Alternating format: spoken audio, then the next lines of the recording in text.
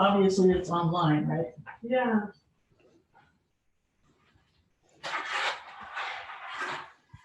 All right, Brian, what do you say? We get started? Yep, they're trickling in. Go ahead. Do you think you can maintain the waiting room if I go ahead and do the Yep. introduction? Yeah, that's what I'm doing. Thank you. Hi, everyone. Good morning, good afternoon.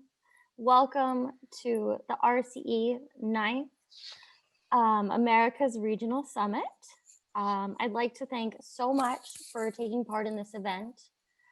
We actually had, and I can't actually keep up with the registration right now. About 10 minutes ago, I just had to stop because it was a lot of people.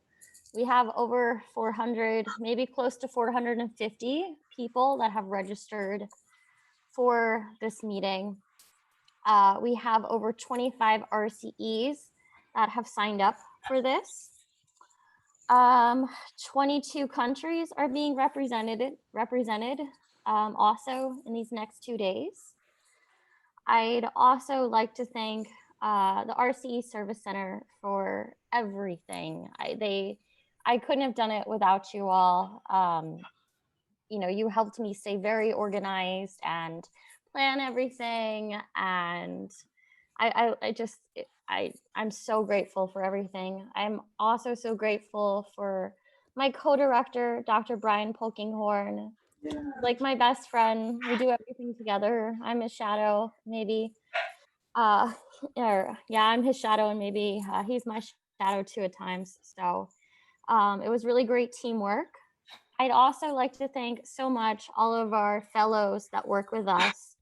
Anybody that's a Millennium Fellow, an RCE Fellow, UNITAR Fellows, UNESCO Fellows. I'd also like to thank the support of some really key people that have helped us in this summit. Dr. Chris Egan, thank you so much. Thank you also so much, Dr. Andrew Martino. Who else? Brian? Anybody else? Well, all Roger and Philip. Of course, Roger, yeah. And you, you wear track shoes. It's hard to keep up with you. You're the machine behind all this. So I can't quite follow your shadow because I can't keep up with it. That's not true. You know. Well, ask Francesca. Ask all the fellows. They'll tell you the Brian, same thing. I was just thinking, and I'm going to end the introduction with this really quickly.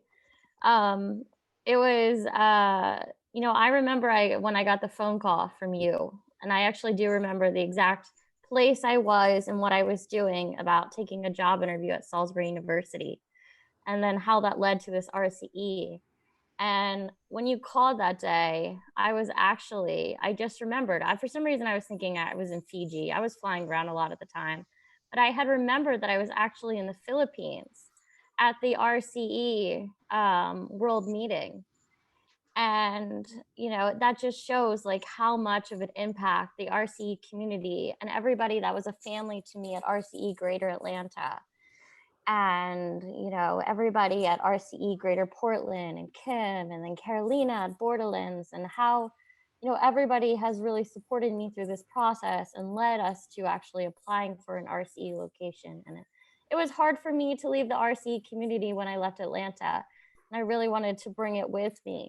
So I was able to do that thanks to everybody at the RCE Service Center and everyone. So you all have inspired me in so many ways possible. So now that I've done this introduction, thank you so much, everybody. And I'm so sorry if I forgot anybody.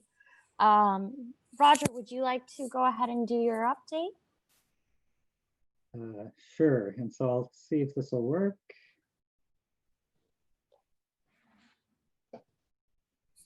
And everybody, if you can, please mute your microphones, other than Roger. All right, so hopefully you can see my screen.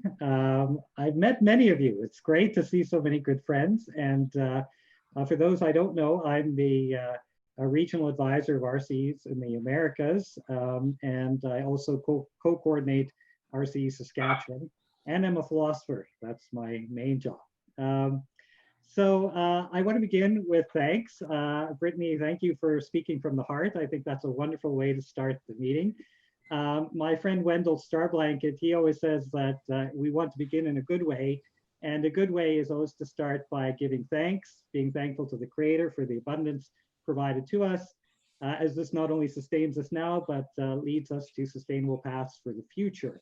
And I love the topic that you chose, the future is now, because as RCEs and as educators, we see this potential, whether it's in our students, our organizational partners, and our communities. So I want to begin by thanking the incredible people who have joined this conference for the next 2 days as champions of sustainable development in the Americas and from other continents as well. While the path of sustainable development is joyful, it is often tiring, and as leaders in your regions, you deserve to be thanked. So that is where I want to begin. I also want to thank those of you who are starting new RCEs, particularly in these challenging times. I want to especially also thank our hosts, because it is a challenge to host such an amazing event, especially a virtual event. And my colleague who passed away, Lyle Banco, would have been so excited to have a fully virtual event that I thought I should mention that. Of course, Philip, you know, without your work and the work of the Global RCE Service Center, and especially the generous support of the Ministry of Environment in Japan, this would not be possible. I am starting this role just this year as of January, and so I thought it was really important to thank Chuck for his many years of service. You see that from 2005 to 2019 in a voluntary capacity. So that's amazing. Other thanks. In a way, giving thanks is a way of doing a capacity assessment. So thank you to those who've been hosting our RCE conference calls that we started since the last conference in Burlington, which was so fantastic. And so Myra, Pam, and Kim, fantastic. I also want to thank our working groups, particularly our governance group, who is going to invite you to be with us tomorrow at 8 p.m. to go through a wonderful governance presentation, and join us if you are able on Friday to work through that some more. And then, of course, all those who've been working on collaborative projects. In terms of social media, there's been some good work there. I would encourage you to look at the Facebook page, contribute to the wiki. We're just starting that up. And I also want you to contribute to your local social media sites. There's a nice spreadsheet where you can track all of that. If you haven't already, be sure to put forward your general report. I'm sure Philip will be on you for that, and apply for some of the RCE awards by October 31st. The Ubuntu Committee of Peers, I think Philip will speak more on that. Our in-person meeting has been postponed, but I'm sure somehow we will get through the approval process for new RCEs. I wanted to say a bit about the UNESCO 20 to 2030 roadmap. You know that the global conference has been postponed to next May, and I'm sure there'll be virtual components to that. But you may not have heard that there are some online regional launch events. And so those are the dates and times, and the links are there in the presentation. So I would encourage a great RCE showing for that. And also there have been these pre-conference workshops. The next one is on youth, ESD, and resilience. And I know the Americas is really excited about youth, so we should be in on that one as well. The one thing about the new roadmap, again, it focuses on 5 key priority areas. And one of those areas is one that RCEs are really focused on, and that's accelerating local level actions. But I wanted to just spend a few minutes just talking about how the SDGs unlock those communities that UNESCO says we should be connecting with, because we have these keys and we can use them very effectively. So one of the groups, of course, is local public authorities. And one of the things we often forget is that those governments, local governments, derive their power from our national and state governments. And so to the extent our national governments signed on to the SDGs, we can communicate directly to our municipal governments and say, you are indirectly a signatory to these. The other thing, of course, is that a lot of the SDGs are directly tied to issues of citizen equality, and our cities and towns have obligations there as well. Civil society organizations is another group that UNESCO says that we should be directly engaging, and I know many of you already do. But when we look at the fact that these civil society organizations, so many focus on human services or environmental goals, that the SDGs are perfect for that type of engagement.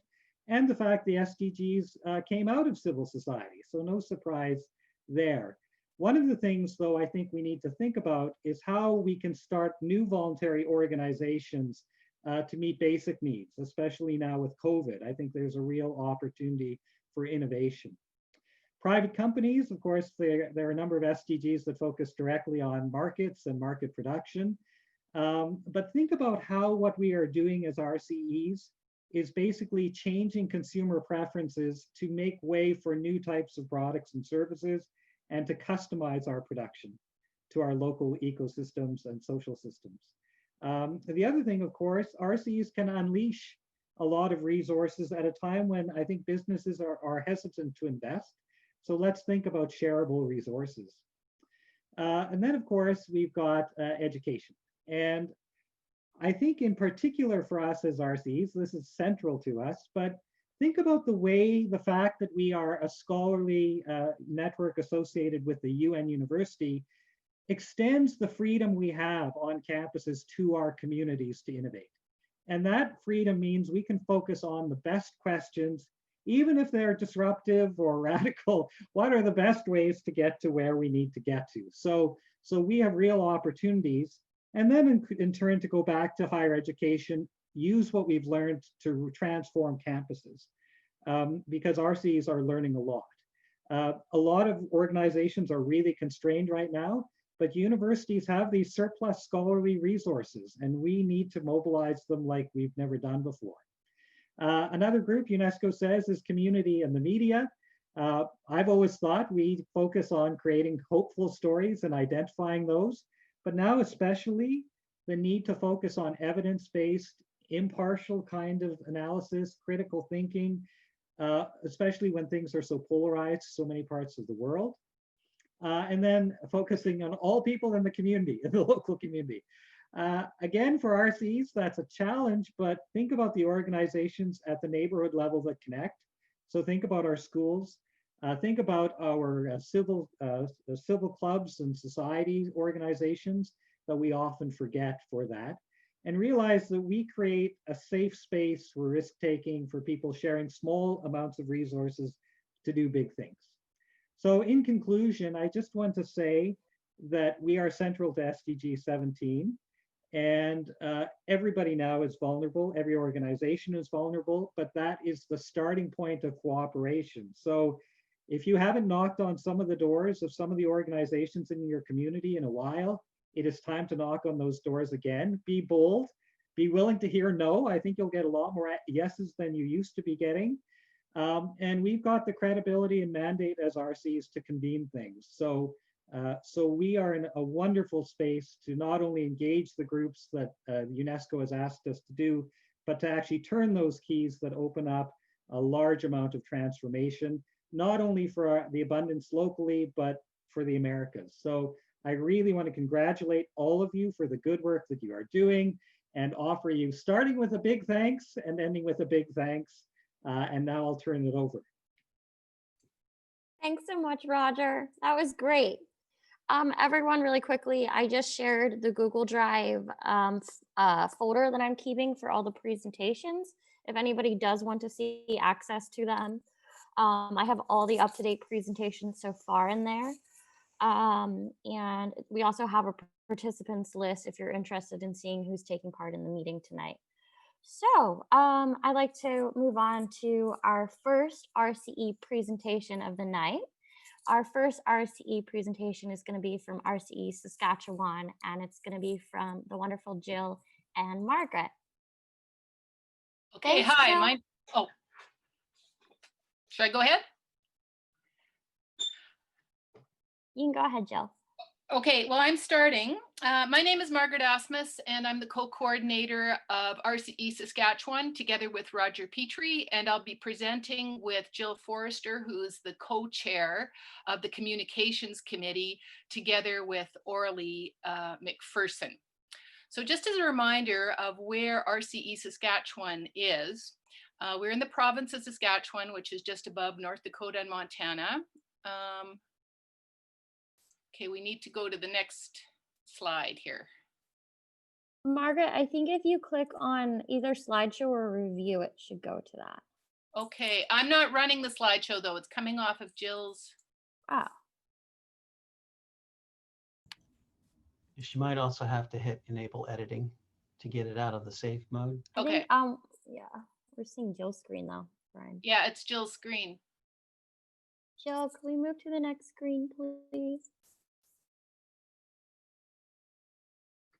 I also can bring it up on my end, if that would help, Margaret. Yeah, perhaps Jill's screen is stuck. Maybe you should start it on your All right. screen. I'll do it Okay. on my end. Okay, sorry. All right. So just as a reminder, the RCE Saskatchewan is in the grasslands region of Saskatchewan. The economy is based on major extracting industries, agriculture, and ranching. And the population is very low, but there's very little old growth grassland left, largely due to agriculture in the area. So Jill and I today will be touching very briefly on these 4 areas of our work. So our annual Education for Sustainability Recognition event had to be moved online this year due to COVID. It was kind of stressful and it was a new experience for all of us. But our partners stepped up to help out with the change and our donors supported it. 17 recognition events were given, plus the Lyle Benko Future Generations Award, and I understand many of you know Lyle Benko. The event was smaller than it usually was, but all recipients attended, which was unusual, and everybody was very enthusiastic about it because I think they were anticipating that nothing would happen. So because we were left with a little bit of extra money, you can go to the next slide. We had more sponsorship money than we needed doing the virtual event. We got permission to produce a couple of videos in lieu of putting the money directly into a live event. One of them was a video about RCE Saskatchewan, which we premiered at the event and which can be viewed on our YouTube channel. And we also produced individual video segments of each award's recipient, which were shared with the recipients in lieu of the traditional photographs. They were posted to Twitter and Facebook and are also available on our YouTube channel. Next. In terms of engagement with the SDGs, we have been working on a number of them. For instance, our work on wetland preservation in Saskatchewan engages us with SDG 15, Life on Land, SDG 6, Clean Water and Sanitation, and SDG 16, I believe, on protecting the climate. Across the Canadian Prairie, wetland loss has exceeded 70%, making wetlands one of the most threatened ecosystems in the grasslands. And this threatens our water quality as well as our ability to sequester carbon in wetlands. With leadership from Orly McPherson from the Calling Lakes Eco Museum, we partnered with the Johnson Shoyama School of Public Policy for a conference looking at alternative approaches to agriculture. And the conference also included Indigenous perspectives. Another SDG that we engaged with was SDG 3, good health and well-being. And around this, we've done advocacy around the issue of suicide prevention. Saskatchewan has one of the highest suicide rates in Canada, particularly in remote Indigenous and northern communities.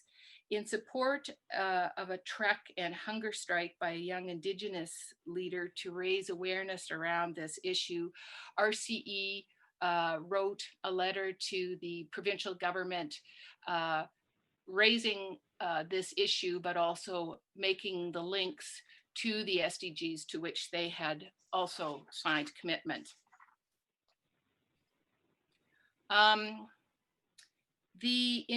In 2019, RCE Saskatchewan was asked by the International Association of Universities to lead a global cluster of universities focusing on SDG 12, responsible consumption and production. To build our cluster, we were able to draw on the strength of universities within the RCE movement. The University of Saskatchewan, in collaboration with Luther College, is the cluster lead on this work. And as a follow-up to, next slide, please. As a follow-up to the first conference of this group, which was held in Saskatchewan and online in 2019, a second online conference was held this year with Roger playing a major role. And the focus was how to emphasize the SDGs in the face of COVID and economic pressures. So I'm going to hand it over to Jill now. Sure, thanks, Margaret. We're so pleased to have Margaret as co-coordinator this year, and I'll just finish with the last few slides. So one of the other SDGs we focused on is 17, partnerships for the goals. There's a critical group of service clubs and fraternal organizations. I think every community has their Kiwanis clubs, Lions clubs, Rotarians, Masons, who have a really critical role in building capacity among citizens to, lead meetings, understand community governance, and make change. So we've got a meeting coming up actually next week where we're going to bring those groups together for the first time, share information about the SDGs, and really hope to light a fire under them to realize, here's the critical focus for them going forward, and really encouraging them to see how much influence they could have. So really excited about that. Next slide, please. Also in our RCE, there are many partners, but the three main ones are the University of Regina, University of Saskatchewan, and Saskatchewan Polytechnic. And we're very pleased that this year, all three institutions have sustainability featured in their strategic plans in quite a strong way. So the University of Regina created its goals and then produced this beautiful chart to show the alignment between their goals and the SDGs, which is fantastic. Next slide, please. Saskatchewan Polytechnic also featured strategic planning, and I know we have representatives from Sask Polytech on the call today. I'm really excited that so many members of RCE are able to participate. It's just an aside here. But yes, excited about their content. University of Saskatchewan as well was able to connect SDGs to local Indigenous culture and philosophy, which is fantastic. And I'll just wrap up with next slide.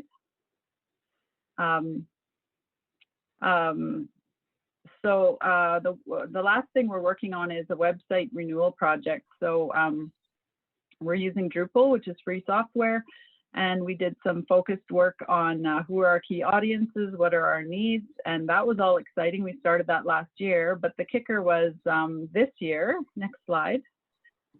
We had an RC volunteer who actually built our original website. He was able to harness the power of one of his classes that he teaches, Researching People-Centered Design, to use that class to help us ask the students to help identify what our needs were and build some prototypes for our website.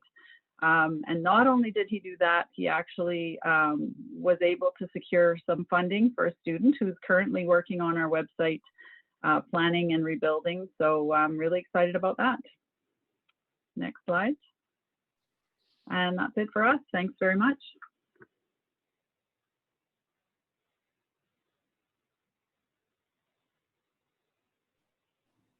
I've got too many devices open. Thanks so much, Jill and Margaret. Can we have our next presenters from, we actually have a combined presentation right now. It's from RCE Puerto Rico and RCE Greater Burlington. It's with Chris and Walter, and the title of their presentation is Investigating the Relationships of Food System Sustainability in Vermont and Puerto Rico. Thanks, Chris. Thanks, Walter. Yes, thank you. Hello, everybody. Good morning or good evening or good afternoon, wherever you are. Thanks so much for this opportunity. I just want to start by echoing some of the comments made earlier that it's always wonderful to connect with this community of people and ideas. Every time I do, this is such a positive energy that's really inspiring, and I think it's a tribute to the global goals that we seek to embody. So thank you for this opportunity to be here and share with all of you, and of course to Brittany and Brian for their leadership on this and the Global Service Center as well. So my name's Chris Nitch. I'm with RCE Puerto Rico. And in the next presentation, I think we're going to talk a little bit more specifically about where we're at with the RCE there. But for the time being, I'm going to present with Walter here, Walter Pullman from the University of Vermont, who is part of the Greater Burlington Sustainability Education Network. And we're going to talk a little bit about a new project that we just launched this year, looking at sustainable food systems in our 2 geographies. And so what I'm going to describe first is just a little bit of the system, because I think it's really relevant and speaks to the power of these of the network and what it can do. I want to emphasize that. So Vermont and Puerto Rico have been collaborating for many years now, over a decade, on a lot of different activities, and there's been elements of mentorship and educational exchange, and really seeking the reciprocity between those two in the partners. And students who have come down and participated in service learning projects, and we've had students from here in Puerto Rico go up to Vermont, students at all different academic levels, from middle school to high school as well as university, and that's been really rich. And over the years, we've been building on that relationship and really wanting to do more with it within a broader framework, and looking for a framework that could organize our ideas around that. I do want to say that one of the things that we share, and I think many of the folks on the call today probably appreciate also the good food and drinks that come along with sharing with people. Hopefully we'll get back to doing that again before too long. So this slide here is just representing one of those elements of the service projects. We had 2 major hurricanes in 2017 that really devastated Puerto Rico, Hurricane Maria in particular. And then after that, there was a service project, and many folks from Burlington came down and helped with recovery work here. And that was based in large part in the relationship, but also with the idea of helping us launch our RCE. At that point, we were just getting started with some of the ideas, and we hadn't really been that organized. And so we used that opportunity for a rich exchange around, what could an RCE look like in Puerto Rico? And how could that relate with Vermont and the RCE Las Americas, as well as the global network. Some more images here of that interchange of folks sharing on both sides, being involved in different service projects. It was very powerful for everyone. And most recently, in terms of travel, we had the opportunity then to participate in the regional meeting last year, which Burlington hosted. We were a candidate at that point, RCE Puerto Rico. And again, this really set the stage for us to then move forward with looking at collaborative projects within the SDG framework. And so with that, I'm going to pass it off to Walter now, who's going to actually talk about the project which we're presenting here. But I just want to emphasize again the importance, really, that I think that the RCE concept and community plays in allowing individual RCEs to connect to these global ideals while implementing them at the local scale. So I'll let Walter talk about the details. Great, thank you so much, Chris. I just want to first say a warm welcome to everybody from Burlington, Vermont. It seems like it wasn't that long ago, just a little over a year ago, many of you were here, and many friendships were established that have been carried on. So I just want to recognize the power of networks just for a moment, and really how wonderful it was to have a chance to dialogue across our different geographies with the SDGs being our common blueprint. So much can happen from that. And big thanks to Brian and Brittany and the whole Salisbury team for bringing us together tonight. I'm sure great things are going to emerge out of this gathering as well.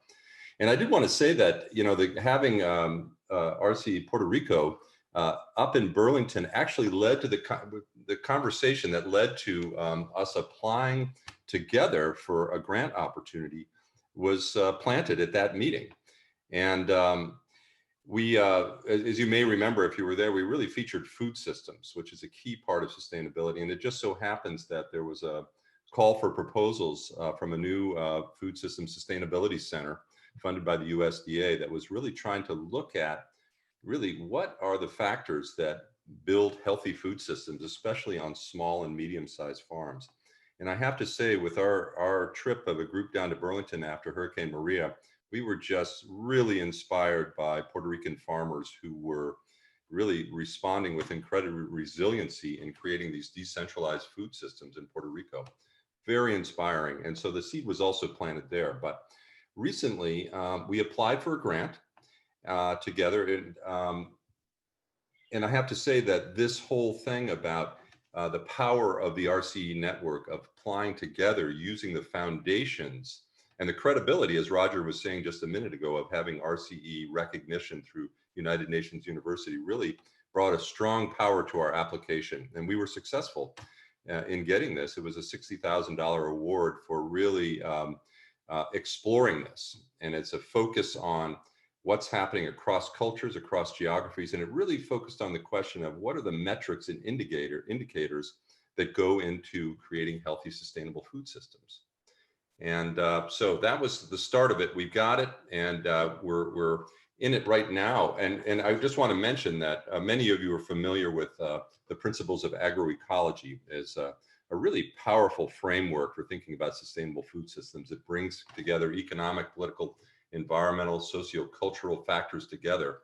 And we've been inspired absolutely by the Sustainable Development Goals. And so we're linking the principles of agroecology and the Sustainable Development Goals that relate to food systems, especially, of course, zero hunger, good health and well-being, reduced inequalities, climate change, and then sustainable cities and communities. That's been a key part of it, using this as the springboard for what we're doing. Next slide, please.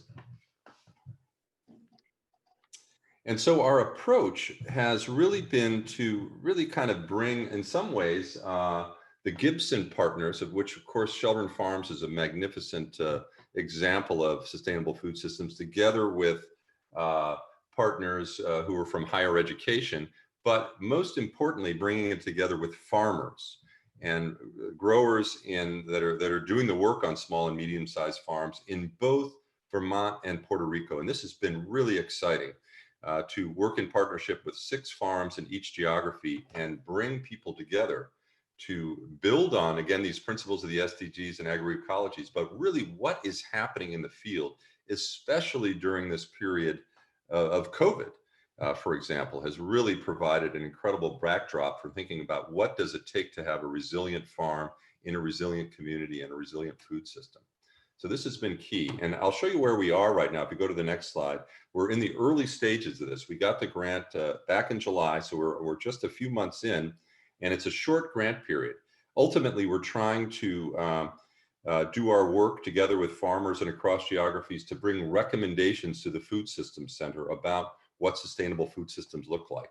And so where we are right now is we've identified these 6 farms in each location, and they have been working with us and coming together and making recommendations really from their perspective is what's a healthy farm, what's a healthy food system, and really focusing on this idea of resiliency of the farms. And so we just recently had a gathering, and before I go to the next slide, I just want to say that we've had excellent 2 PhD students who are in Vermont right now, but are from Puerto Rico. So we're bringing this cross-cultural sensibility to the whole thing. Very powerful, great researchers. And they've been bringing the literature to the table as we launch this with farmers. And it's been a great thing. And so right now we're to the point where if you go to the next slide, you'll see that we launched this reports from the field, and we had a chance really to kind of hear from farmers how they were feeling about this growing season right now. What level of vulnerability were they feeling? The level of financial sustainability, human capital, the farm work. Where were they feeling? How were they feeling about things? And so we came together. In the next slide, you'll see we had, just like we're having tonight, we gathered for a Zoom call, of which all networks are doing right now. And it was just a remarkable gathering. For 2 hours, we introduced ourselves to each other, not only the researchers, but the farmers from both locations.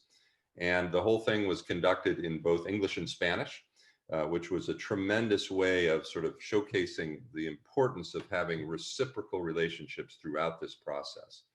And we learned a lot, we began to learn a lot from each other right now.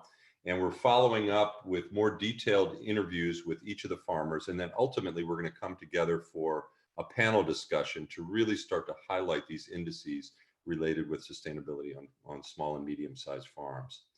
So it's been a tremendous approach. And I think I'll go to my last slide now and really kind of showcase what people are already talking about. And one of the reasons I love being part of the RCE Americas networks is this chance to engage with different geographies, different cultures, different languages, all again united around this theme of what does a sustainable future look like. And I think this sense that sustainability in some ways is about the quality of relationships within systems or within networks.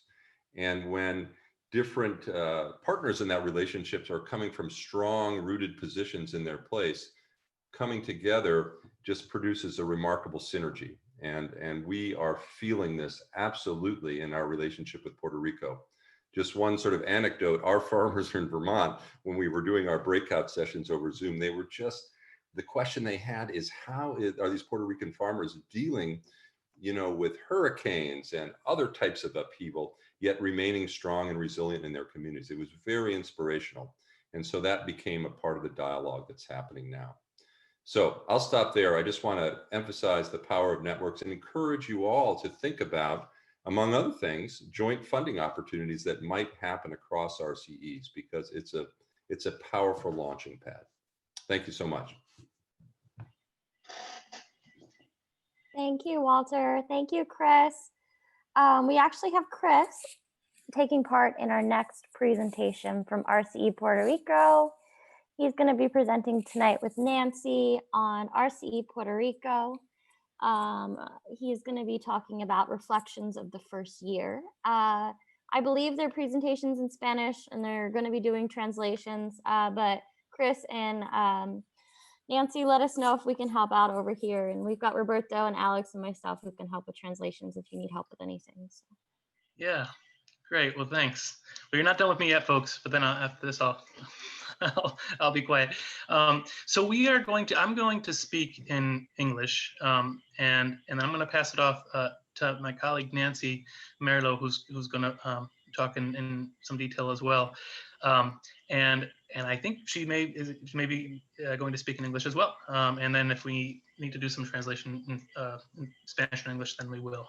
But it seems to be that most folks probably understand the English language. Hi again, I'm Chris, and I'm the coordinator of RCE Puerto Rico. And we're going to talk a little bit about really, this is our first year as an RCE, and we have a lot of great things going on, but we also have a lot of things that are really in process. And that's what we've been reflecting a lot on that within our group of partners here. And we wanted to share some of that, partly as a way of us processing with a larger group and maybe looking for some feedback, but maybe it also will resonate with some of you as well. So yeah, so we're going to be a little vulnerable and talk about that process more than any particular projects per se at this moment. And so this is our agenda that we have here. I'm going to present briefly just about what the RCE Puerto Rico is, and then Nancy is going to take over and talk about where we're at and what we've been doing with that process. So again, we're new. We just before COVID really started hitting things heavily is when we received our acknowledgement. This was in January of this year. It seems like well more than a year ago now, but it really was this year. And we've been really engaged in the last 9-10 months with our group of collaborators. For those of you who aren't familiar with Puerto Rico, we are an island archipelago situated in the Caribbean part of the Greater Antilles.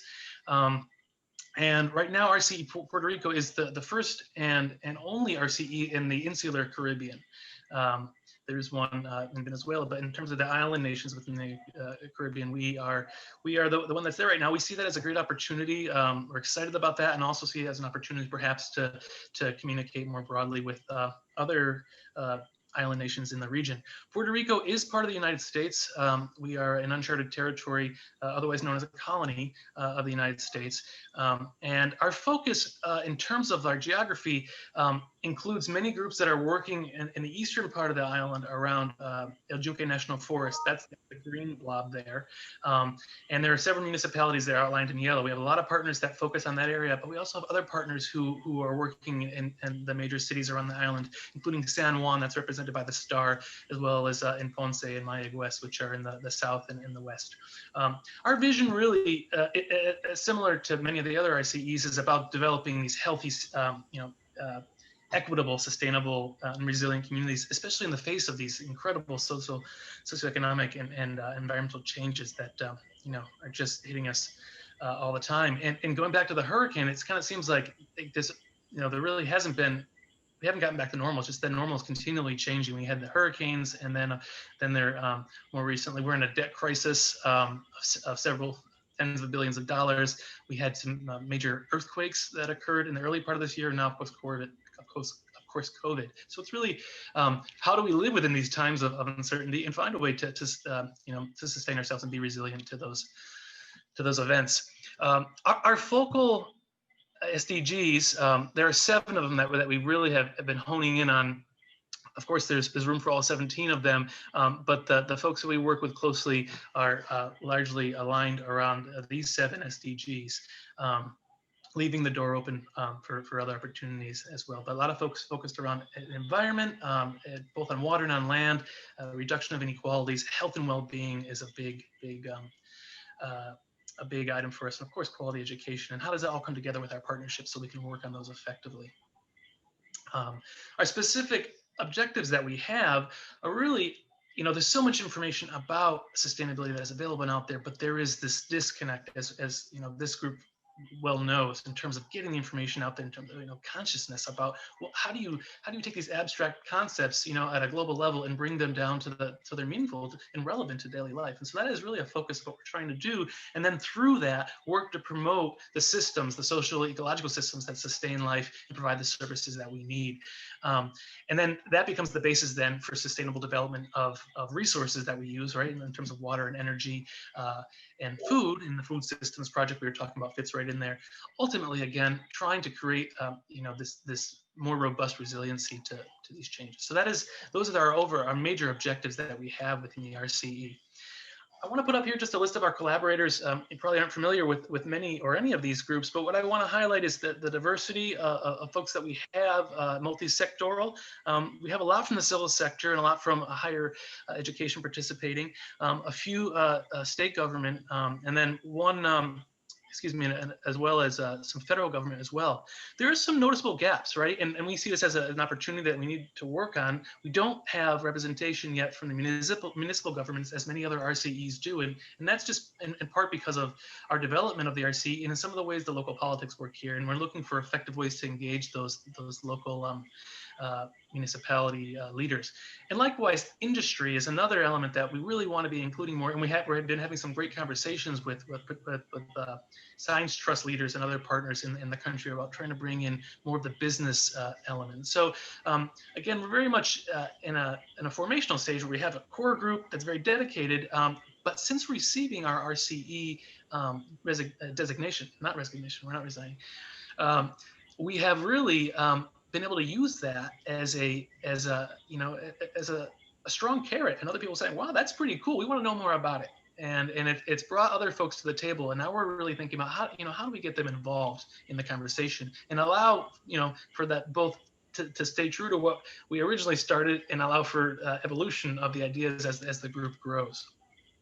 The image here on the left really is a an aspirational figure of where we want to get in terms of our governance. We've been focusing for the last 10 months, particularly on the governance and communications and how do we, the basics of that. And Nancy's going to talk more about that in the next slide. But we don't yet have all these other pieces. And so we're trying to get there and figuring out how to do that. I think we had one meeting in person and then we've been all online since then, which does have its advantages. But Puerto Rico is also a culture that is very much personal, gregarious in the sense of liking to spend time together in that interpersonal interaction. And, I think it's something that we look forward to getting back to because lots of relationships are forged through that interpersonal dynamic. But we've been forging ahead with what we've had here with the online work, and it's been quite productive. I want to say, of course, the participation in what we're able to do depends on who comes to the table. And so now with that, I'm going to invite my colleague Nancy Merlo to continue and present more about our process and where we've been for the last few months. Okay, thank you, Chris, and good afternoon to all. Where we are in the RCEs Puerto Rico, and we have a need, actually, and we want to connect all the members in the local and international scope. Actually, we have two committees, governance and communication, and we try to have a leadership, a voluntary leadership, rotative. We want to have a more presence, a communication, internal and external. And we want to try to figure out more visibility in the web page and the Facebook. Actually, we want to try to give more visibility to the RCEs. We are beginning, we have only 9 months, and to have the challenges, we have a lot of challenges, like to demonstrate the achievements for the individual organization and how the importance, what is importance for the RCEs and this connection is because we are making a support for the initiatives for the activities to the other members and organization. Actually, the RCEs Puerto Rico don't have specific activities developed, but because we don't have the structure or the capacity for making that, but we want to try to make. This is a lot of work, but we are beginning that. We are only working with volunteer groups that are a commitment, but we need to have, and this is the next steps for the meetings in the RCE, to have border members to decide what will be the direction for the RCE. We have now the volunteer coordination with Chris Nitsch that he don't have a pay, but he makes a great job for all the direction in this in the meetings and all the activities. And actually, we have a temporary leadership with the two organizations, two ONGs, Centro de Conservación del Paisaje y la Fundación Amigos del Yunque, that we are make the phase, like the phase temporarily when the RCE Puerto Rico decide what the legal figurity will be to develop. And the most big step is begin to put in practice what we want to do and continue with the works. This is the actual situation for the RCE. The next. Sorry, but my first language is Spanish, and this is a challenge for me. But if you don't understand, Chris, could support me. Okay, and what are the challenges and benefits for the situation actual? We want to know how to build a function work in a long time. we want to know, we have the commitment for the individual and groupal members, but we need to have a strategy for how to make and put to practice all the ideas and the objectives and goals for we want to achieve to the RCE Puerto Rico. And we depends on the free time for the participants because all are volunteers. We have a complex process for establishment the vision and to reach have the same agreement.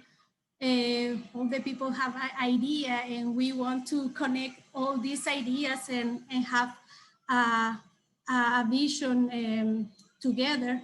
And all the challenge is the financial resource that maintain the RCE. But we have these challenges, but we have benefits because we have a inclusive process and inclusive and participative process. We want to include all the participants and all the organization to collaborate in the same line, but this is a big challenges, but it's a benefit too. We are building governance, and I think this is the most important part that RCE Puerto Rico are beginning to work. We are educate, we are making a synergy, and we want to work, and we are working in a teamwork. We are connected, and this is really important. For the benefits too, we have the homogeneous recognition for the members. We don't have actually an administrative process. This is bad and good for the time that we will to invest in this part. We have an atmosphere collegial and relaxed. We don't have pressure for work, but there is really challenging. And we have a lot of collaboration in-kind resource for others organization. And this is all count for us, and this really appreciated for the members. La siguiente, please, por favor. Okay, and what is the lesson learned? Rome wasn't built in a day. We have a lot of work to make. The inclusivity is a big challenge for us for make with. For estar seguros, where we will be sure we have integration and it is functional for all the members for the RCE. For the structure that when we beginning, we have established some beginning that work to get here, but now we need to change, to transform, and we need more energy for the base for RCE, for participation and resource for all the members.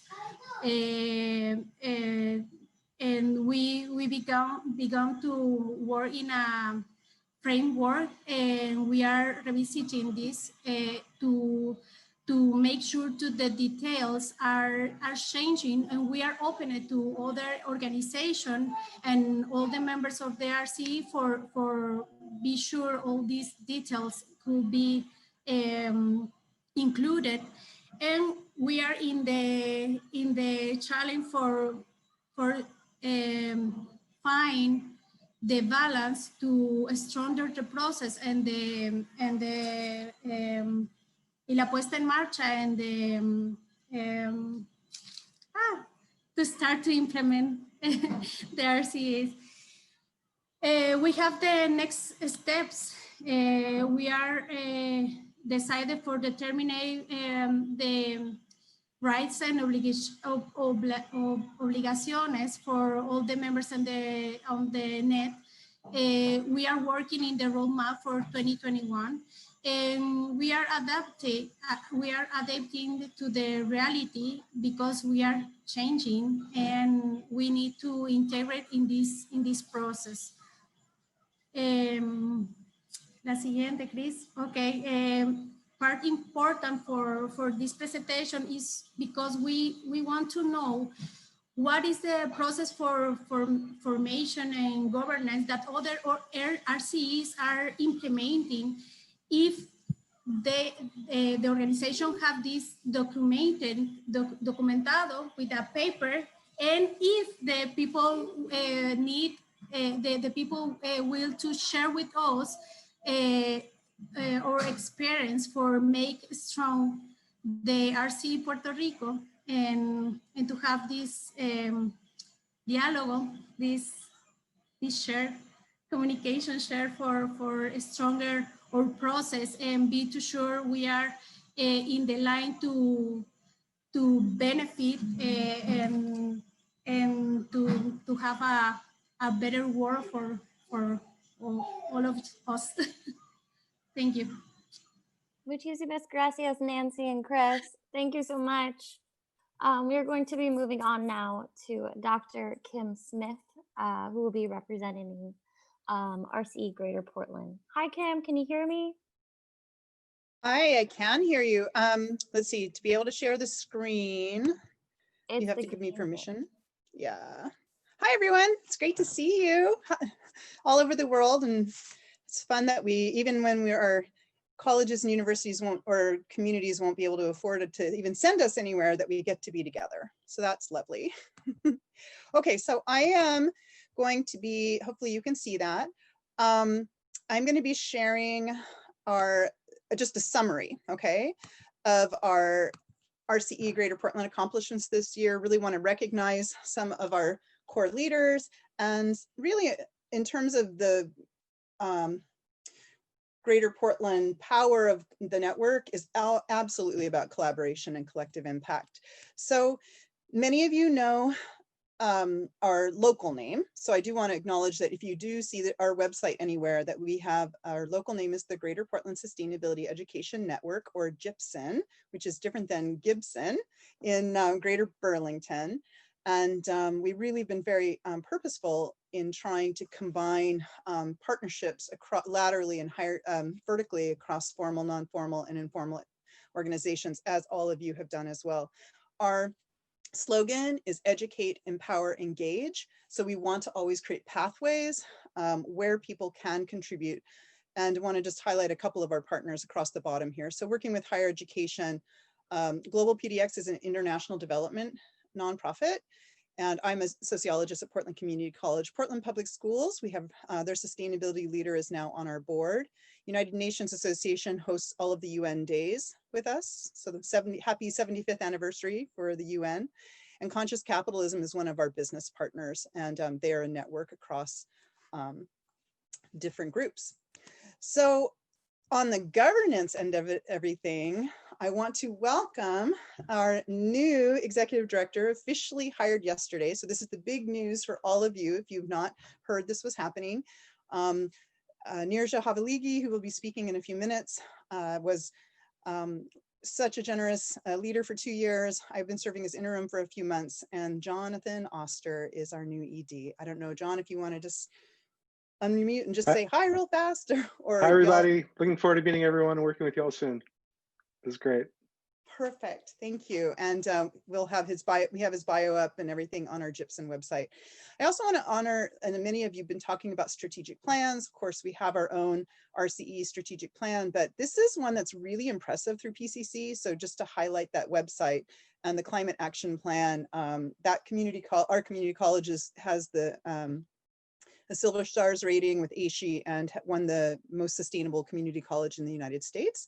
So there's some pretty replicable information there if you want to check out one of our partners.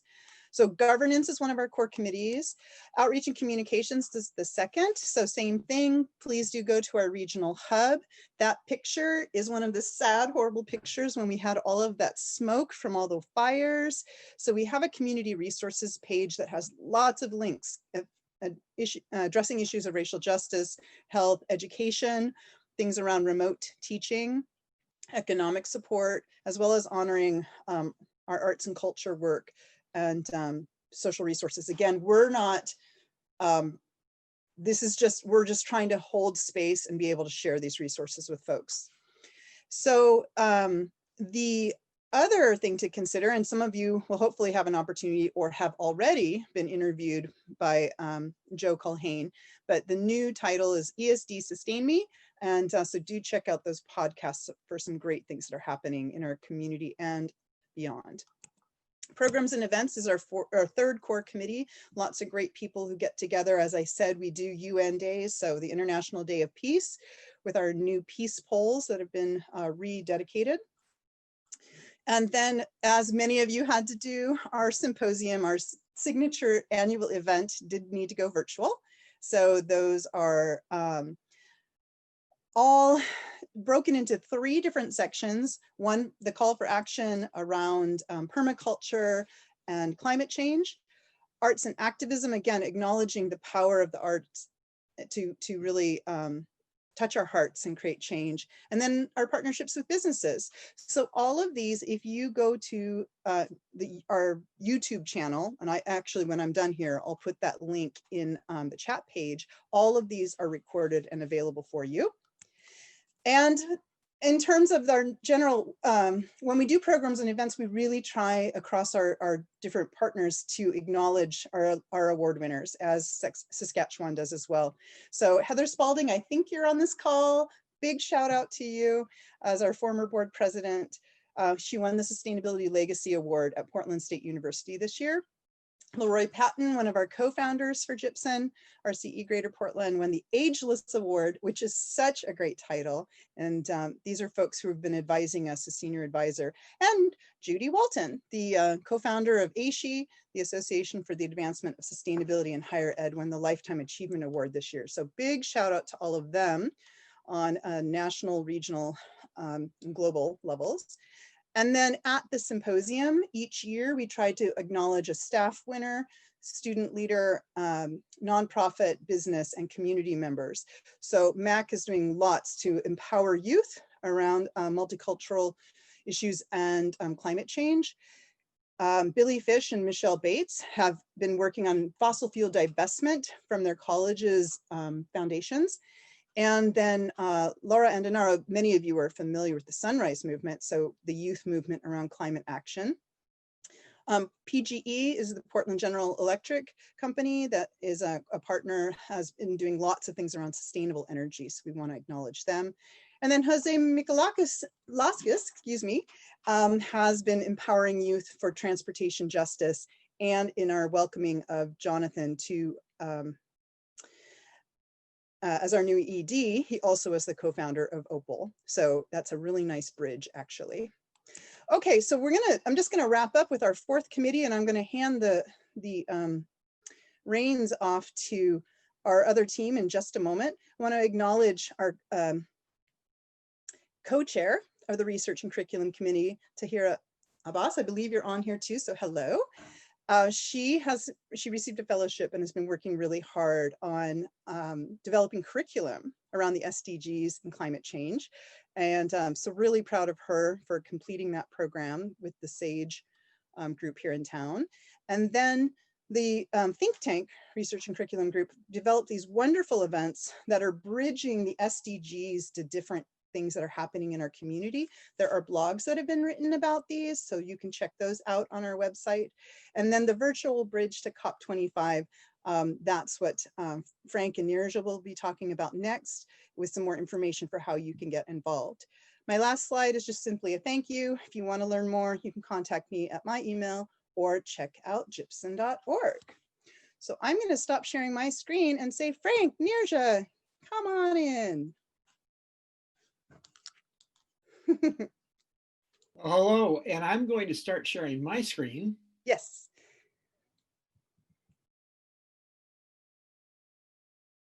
and pray to the right digital gods that it shows up. How are we doing? Is it there?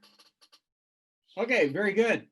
Well, hello. This is great. I have some of you I haven't seen for several years, so it's really wonderful to actually see you, even if it's on Hollywood Squares on a computer rather than in real life. So my name is Frank Granshaw. I'm a senior advisor with Gibson. I'm also, among other things, a retired geoscience instructor who worked with Kim for many years at Portland Community College. Being retired, it gave me the opportunity to occasionally do some traveling, and that kind of provides a little bit of the seed for what I'm going to talk about here. So as it says here, broadening engagement at a critical time. Okay, it's linking local action to the international effort.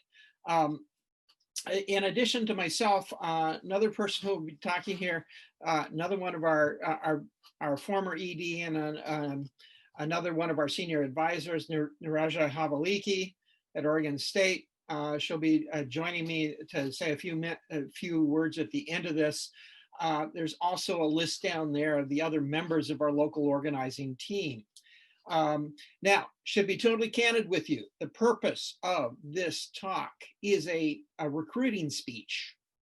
And so with that in mind, what I'm going to do here, if I can get the keys to behave, there we go, is to talk about some challenges that gave rise to this idea of a virtual bridge. Now, I should back up. What a virtual bridge is essentially a gathering that is connecting local communities to UNFCCC climate events.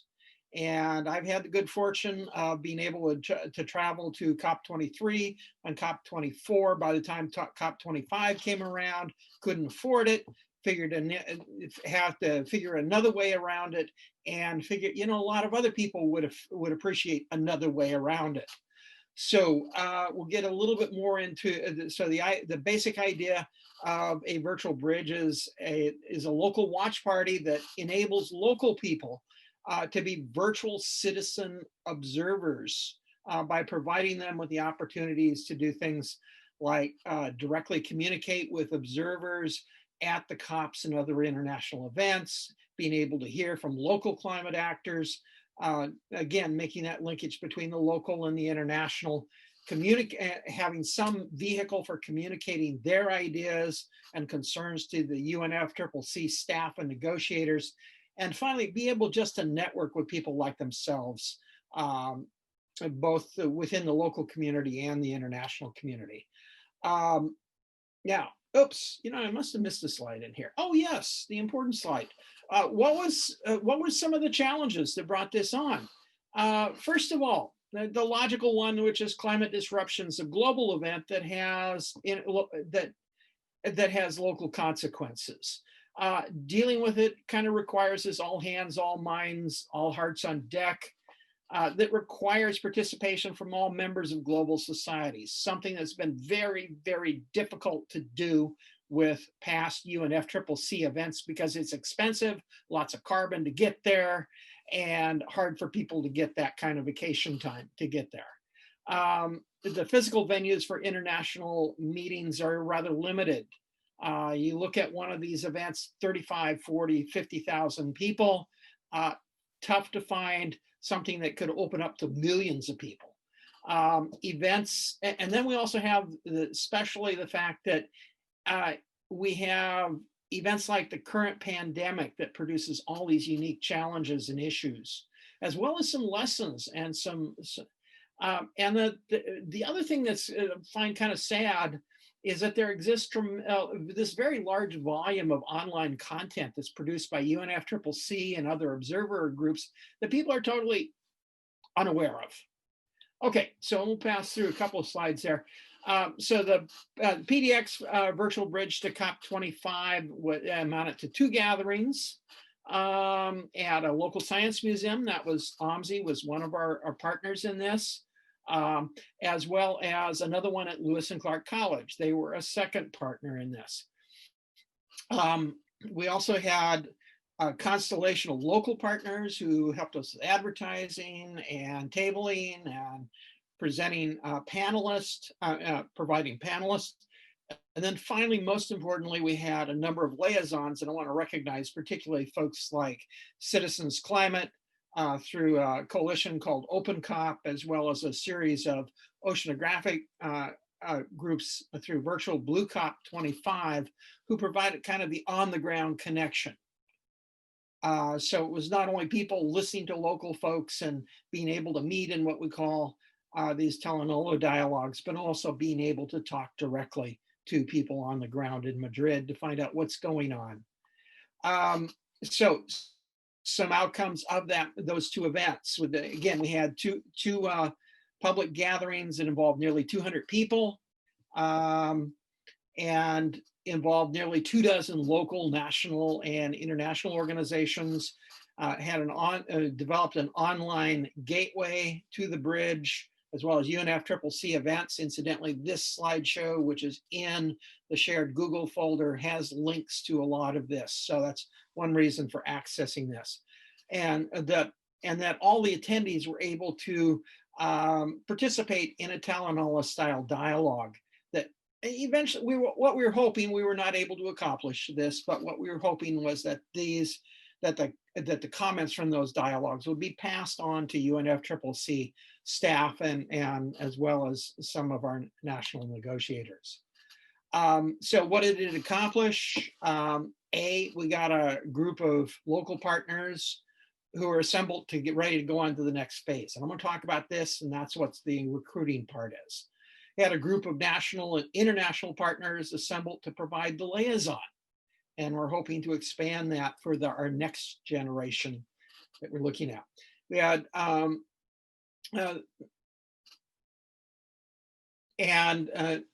boy, I'm looking at these other two slides and I'm not sure what I had there. Well, I'm gonna wave my hands past them and move on. So, because the most important thing is what's next for the local bridge. It was successful enough. I mean, there's always a certain amount of, hey, I wish we could have done better with a pilot, but that's the nature of a pilot.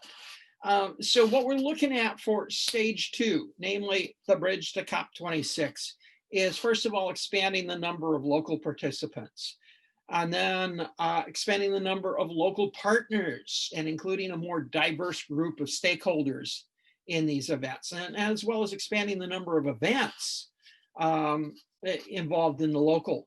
And also being able to figure out a way to take the Talanola dialogues to share them with local folks as well as with UNFCCC policymakers. The other thing here, oops, didn't have that in that slide, do have it in this slide. The other thing here is that what we are really working at right now is being able to expand the number of communities organizing their own local bridge. So that's what the recruiting's about. I am inviting RCEs in this call to begin to think about being a hub to organize virtual bridges to UNFCCC events, such as COP26. And so we've been out identifying and encouraging other communities. We produced an online organizing kit, which there's a link for it in the slideshow, being able to identify observer groups and UNFCCC staff who can be resources to local communities organizing a bridge, and being able to identify and seeking to collaborate with other bridge events. So my last slide down here are what those other bridge events are. One of the things that's unique in our times right now is the fact that because we have been physically isolated, we've had to become virtually connected, which is one of the key ideas behind the virtual bridges. And we've also had the fact that COP26 has now been delayed a year. And there's a tremendous amount of concern about what happens with the necessary climate momentum that 2020 was supposed to represent. And so UNFCCC stepped up to the plate on a couple of occasions, one of which is the 23rd of November through the 4th of December.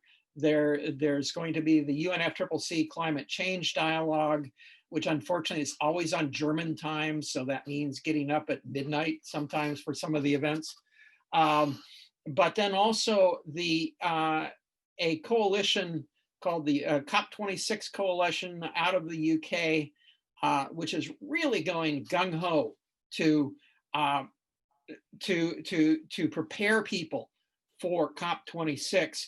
On the 12th through the 16th, it's just in the organizational phase, but they'll be having a 4-day conference, online conference called From the Ground Up Global Gathering for Climate Justice.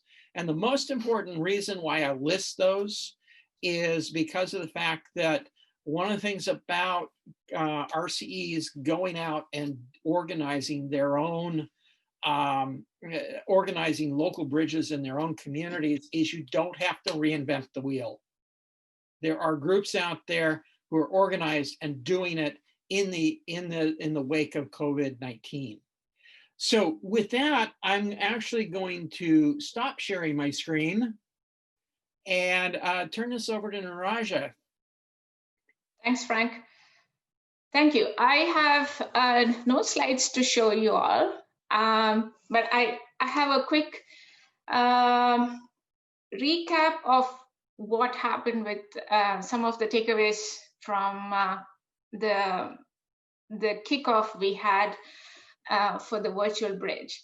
But before I get in, can I just ask you guys to stretch and shake up a little bit? Probably everyone is just like frozen from the time we've been together. Yeah, that's good to see. So while you're stretching and doing this, cricking your neck, I want to say there are a few things that stood out in everything, all the presentations so far. And I was thinking of how this is relevant to the Talanoa dialogue. So for those of you who have not heard what is Talanoa, I just posted this link. I just got a message that it'll be a quick 1 minute from me. So I'm not going to take much time, 1 minute. I encourage all of you to take a look at that link, which basically asks 3 questions. So how do we bring our communities together with 3 questions? Okay, the 3 questions we are asking in our dialogue with our community is, where are we, and where do we want to be, and how do we get there? And this is the conversation for climate change. So if we have private sector, public sector, all sorts of different stakeholders in your gathering, in your RCE, or your RCE wants to reach out to these diverse stakeholders, what we did was we reached out to all these diverse stakeholders. We brought them into this one room in the museum here in Portland, and we asked 3 questions. Where are we in context of climate change? Where do we want to be, and how do we get there? Just 3 questions. And hearing what people have to say, the different stakeholders, gives us a sense of, okay, this is where Portland is.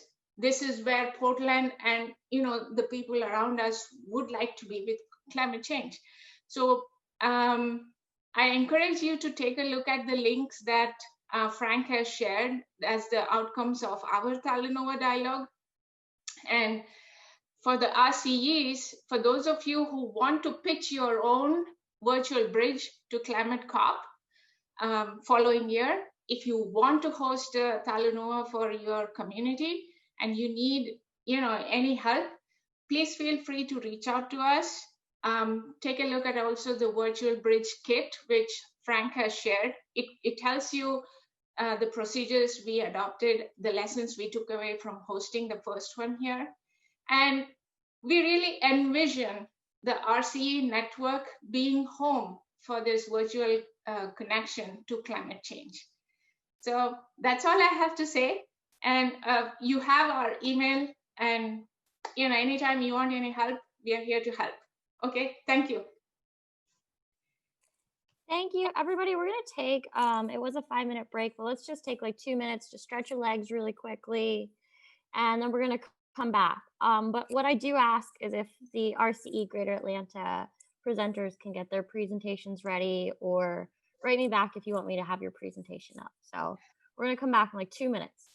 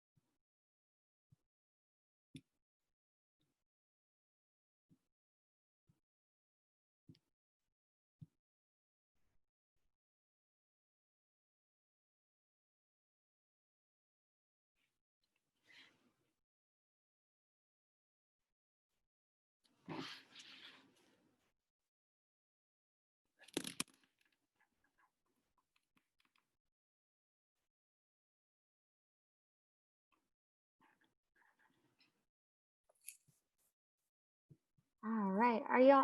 Oh. I've got so many computers surrounding me right now. Are y'all ready?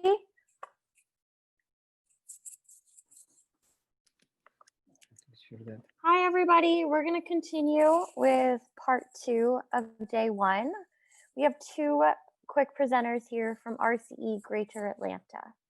Our first one is on the spatial analysis of sustainability and climate vulnerabilities in Savannah, Georgia, using our SDGs. And if anybody doesn't know what SDGs are, it's Sustainable Development Goals. Thank you so much. And I'll leave the floor to you guys. Good afternoon, everybody. Can you hear me fine? Is that a yes? Yes. All right. So the first, I would like to have a big shout out to Dr. Jennifer Hirsch. I think I saw her somewhere here in the conference, and Dr. Rebecca Horn, they were with the Server Learning Sustained at the Georgia Tech. I am a faculty at Georgia Tech, and they are our link to our community partners. So thank you to them. We're able to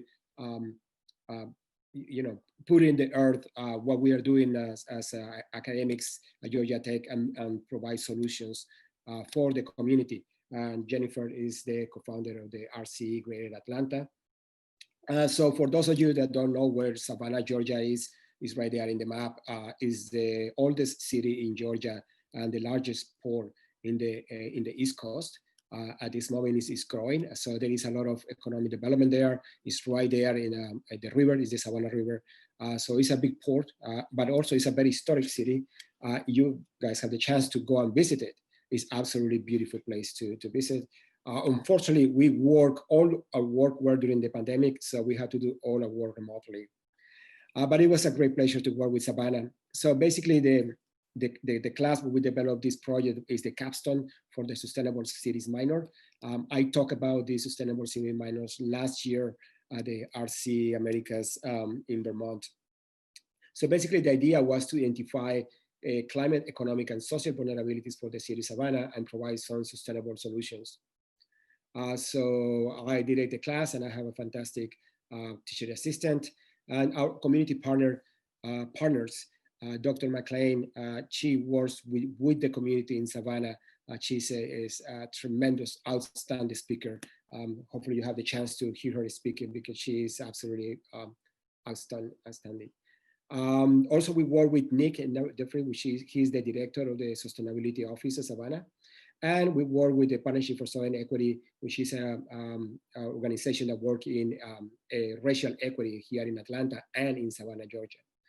So basically, as mentioned since the beginning, we use the Sustainable Development Goals as basically we're trying to integrate our solutions through using the SDGs.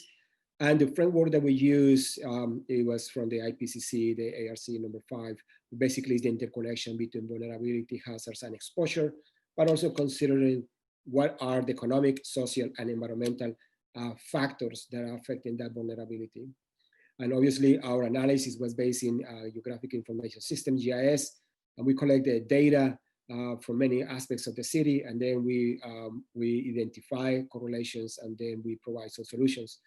The thing that we did that was we divided the class in 4 teams. One team was specifically working with environmental issues, other one with social issues, the third one with economic issues, and the design team basically was incorporating all the results and provided the solutions, as well as all the deliverers. So this is the design team. Our classes are very multidisciplinary. We have public policy students, computer engineers, architects, even literature, media, and communications person help us to develop all these tools. One of the tools that we developed for the community was this, obviously it's a portal, it's a website where the community members can go there and in an easy way get access to the GIS tools to define more correlations if they need to. Also, we wrote obviously an academic paper and a poster that is being presented in many virtual events nowadays. The economic team, we have civil engineers and we have a chemical engineer, and basically they identify, obviously Savannah is a coastal city that is, has a lot of issues with sea level rise. So flooding is a big issue in Savannah. As a matter of fact, Savannah is practically evacuated almost every year with climate change. So we analyze the flooding aspects of that. Savannah, most of the water from Savannah is coming from the groundwater, which is being depleted. So it's something that we look at it. Obviously, greenhouse gas emissions, because it's a port. So there is a tremendous amount of greenhouse gases, and there are some industries there in the area as well. We analyze the heat island effect, and obviously what is some of the solutions that the city is implementing in tree canopy, and we relate it to the SDGs. So what we found, well, basically the first thing that we saw was that there is overlapping from the flooding zone and where the poor people live. It's not a surprise, but then we find a correlation that most of the poor people that live in that area are people of color. So we identified that those marginalized communities are disproportionately located in areas that are susceptible to flooding. And then those areas are high poverty. Again, it's not a surprise, but this just ratifies something that is common knowledge. So what we did was we look at the solutions, not only the solutions that the city of Savannah is implementing, but also the solutions that other cities are implementing. And we look at that solutions in other cities that are having the same issues as Savannah, one of those in Rotterdam, Netherlands. We learn a lot from the solutions that are implemented in the Netherlands. So we basically, for our surprise, the Netherlands is very heavy in education, specifically for marginalized communities. So it's something that we recommend for the city. And then obviously the typical engineering and solutions in constructing seawalls, floodgates, etc. But one of the things that we learned from the Netherlands experience is to work with nature instead against nature. We need to work with nature to find our solutions. The social team, we find mechanical engineers, we have civil engineers, industrial engineers, and then we found some issues that we analyzed. We look at food insecurity in the region. Even though it's a poor city, there are food deserts in the city. We analyze crime, education, housing affordability, etc. And then we found that there is a tremendous correlation between, again, a population of color, unemployment rate, energy burden, and the groundwater pollution, which again, I mentioned is from the aquifer. That is the only source of water for the city of Savannah. We analyze what are the solutions that the city of Savannah is implementing, but also we look at other cities. The closest city that are doing some work in order to provide jobs for low-income communities is the city of Atlanta. So we make recommendations, but basically is basically integrate those communities, low-income communities, and creating jobs when you are developing the solutions for climate adaptation.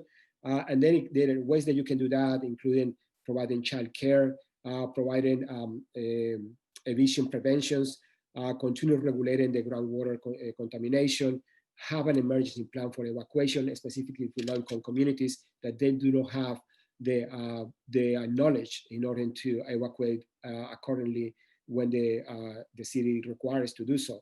And then maintain adaptive capacities that they are implementing right now.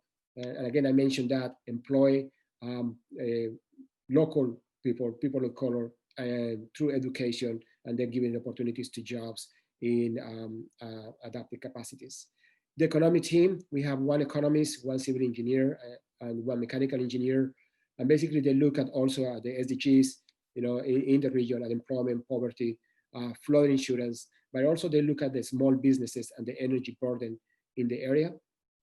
And then they find out that a percentage of all businesses are in a high risk flooding zone. But then specifically the businesses of communities of color are the ones that are more vulnerable to floods. So we divide the areas and we identify what the city of Savannah, as well what other cities are doing.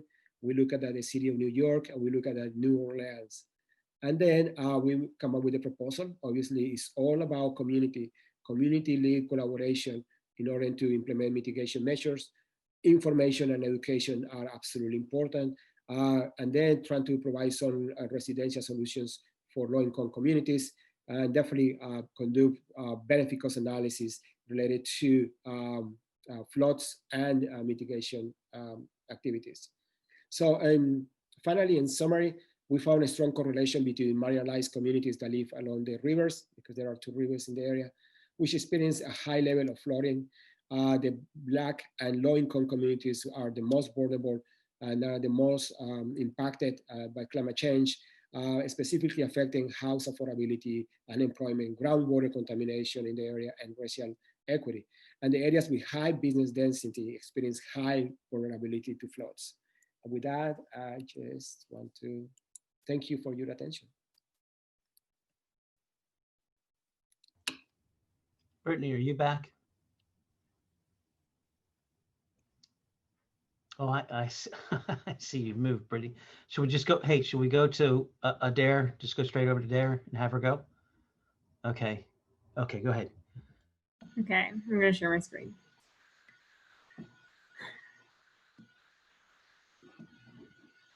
Okay, can you guys see it? Okay, awesome. Okay, my presentation is short, but first, my name is Adair. I'm a senior at Georgia Tech, and I study civil engineering. And I think that I am an example of like an empowered youth in this situation, because I have really been able to start this program because of the RCE Greater Atlanta.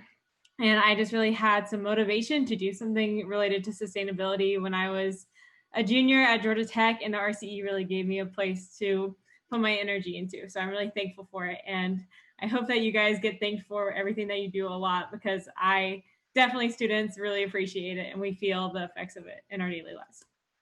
So a little bit about the RCE Greater Atlanta Mentorship Program. So basically what it does is connect students in the Atlanta area with sustainable-minded professionals in the Greater Atlanta area or beyond, because Brittany actually participated in this program before, which was awesome. So we try to make sure that the students have an opportunity to connect with mentors from the private and public and nonprofit sectors. And the reason that we really try to do this is because I noticed that from what my experience with the RCE Greater Atlanta, I saw that I was able to connect with community stakeholders that I would have never been able to before just with my experience at Tech. I really got to meet a lot of private entities and a lot of academics, but I wasn't really exposed to the other side of like what were possible career paths. And the RCE provided me with that. And so I wanted to share that with every other student in Atlanta. And we have had a lot of success this year. It started last year, but I started it by myself in fall 2019, which was not ideal because I definitely didn't have really the mentor. Like I was able to find a lot of mentees, but I wasn't able to find a lot of mentors. And so this year, Scott Sadler, who is a mentor himself, partnered with me and has helped me find a lot more mentors. And now we have over 80 mentors and mentees participating in the program, which is awesome. And what it really looks like is that we send them monthly prompts, including something called a Marvelous Mondays, which was an idea from Jenny that really like pushed good news once a month to the RCE Greater Atlanta. And I'm a little bit involved in that, but mostly just to relate it back to the mentorship program. We do civic dinners, which is another thing that came out of Atlanta. And it's basically, right now it's a virtual, but normally it's in person. It's a dinner that you are able to dive into a discussion really deeply with community members and anybody who wants to come. And we provide those so that the mentors and the mentees can talk together. And then we shuffle the deck at the end of the semester to, again, give those students opportunities to connect with mentors from different sectors. We give them opportunities for conferences. And then we also do a resume book so that if people are looking for a student or an intern or somebody for a position, we can send these resumes to them and create a little job match program.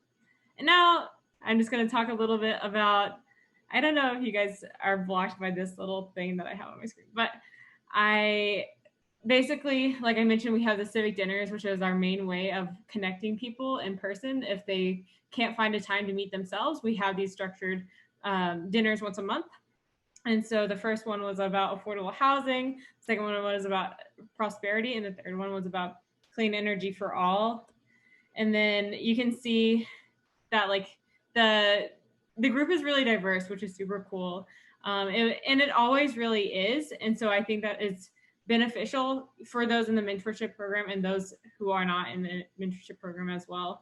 And I think that it just always reminds everybody involved that they can always learn something from anybody they're in contact with. And I heard somebody call it reverse mentoring, which is good. That sounds good. But I think that is just kind of a true fact for like all human beings. Like we can all learn something from each other. And then I wanted to finish out with that we have more civic dinners coming. So if you look on the Civic Dinners website, you'll be able to see anything hosted in Atlanta and just come through to those, because oftentimes you'll see a familiar RCE face. And then I'm also going to put a link to the chat for any students who are interested in joining one. We have one that is just for students that's coming up on November 2nd. And that is it.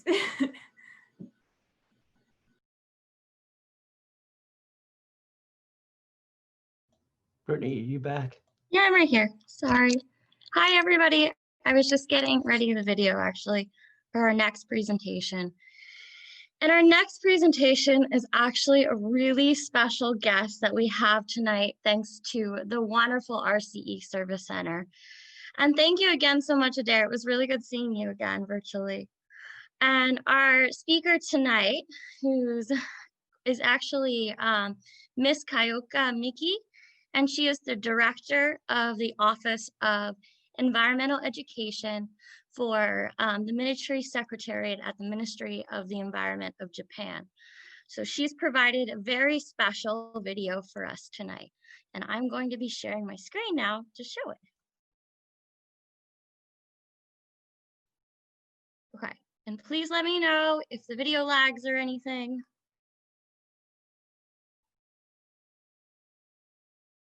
Volume. What, Brian? Volume? I don't Oh, think I sorry. can hear. Turn it up, people. It's Brittany, did you click on the share sound at the bottom of when you share your screen? You have to, for video, you got to do that before. There's a little thing at the bottom. I hit yes. It's clicked. Can you still hear it? All right, let me try it again. It may have been the computer volume because the Zoom volume was up and the computer volume was down.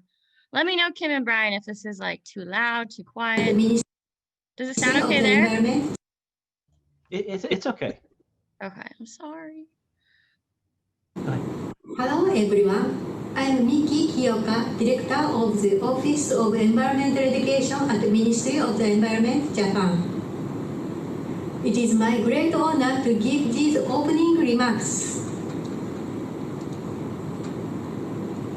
As you all know, the RCE is a flagship program on ESD, which is conducted by UNIAS. It has been fully funded by Japanese government from the beginning since 2003. On behalf of the funding supporter, I would like to take this opportunity to say a few words through this video message. First and foremost, I would like to thank all the RCE members for your efforts in promoting ESD in order to realize a sustainable society. Also, thank you to the host organization and UNIAS, especially the director, Dr. Yamaguchi, the program head, Dr. Takemoto, and their secretariat. To achieve SDGs and accelerate its actions, we, Ministry of the Environment Japan, are currently striving to develop local SDGs. The local SDGs aims to provide integrated solutions to environment issues interlinked with the economy and society in various regions. To achieve them, we are working together to support building meaningful partnership and intersectoral cooperation within the local communities and beyond. We are convinced of two things through the implementation of this policy, local SDGs. Firstly, a bottom-up approach in each society is the most essential element to creating a sustainable society. Secondly, ties between different areas which form the basis of robust networks are incredibly important to make community resilient, and this is also good for promoting ESD. In this regard, we believe that RCE's network is an irreplaceable community of practice with a very important mission for our society. With the spread of the COVID-19 crisis, I'm sure that many of you are affected by it on your daily life, work style, and human relations. Then aware of the importance of fostering a strong and flexible society that can withstand with unexpected challenges in VUCA, volatility, uncertainty, complexity, ambiguity worlds. At this point, I wish to emphasize that now is not the time to slowing down. Rather, we should be picking up the pace of our progress towards a sustainable society. Tackle with climate crisis, protect biodiversity, reduce food waste and ocean plastic debris, switch to renewable energy, promote global health, closing economic disparity, because all of these are interconnected. For this reason, I'm looking forward to hearing of any realizations or practical insights we will gain from the discussions that broaden your network and strengthen our partnership within this regional meeting. I expect you to become regional leaders who implement the motto, building back better, in the new normal that emerges from this pandemic. To do this, we encourage you to explore methods to coexist with COVID-19 on the path to Sustainable Development Goals and ESG, while continuing to work in cooperation with people across borders, across generations. Lastly, but not least, I would like to send my sincerest wishes to all of you, your families and friends, and those around you, safe and healthy in this very difficult time. Let us help each other, let us take hands each other, and overcome this challenge together. We must get proactive to seek out innovative approach towards new normal, local SDGs, and ESG for 2030. I hope this regional RCE meeting will become a meaningful one for each of us. Thank you.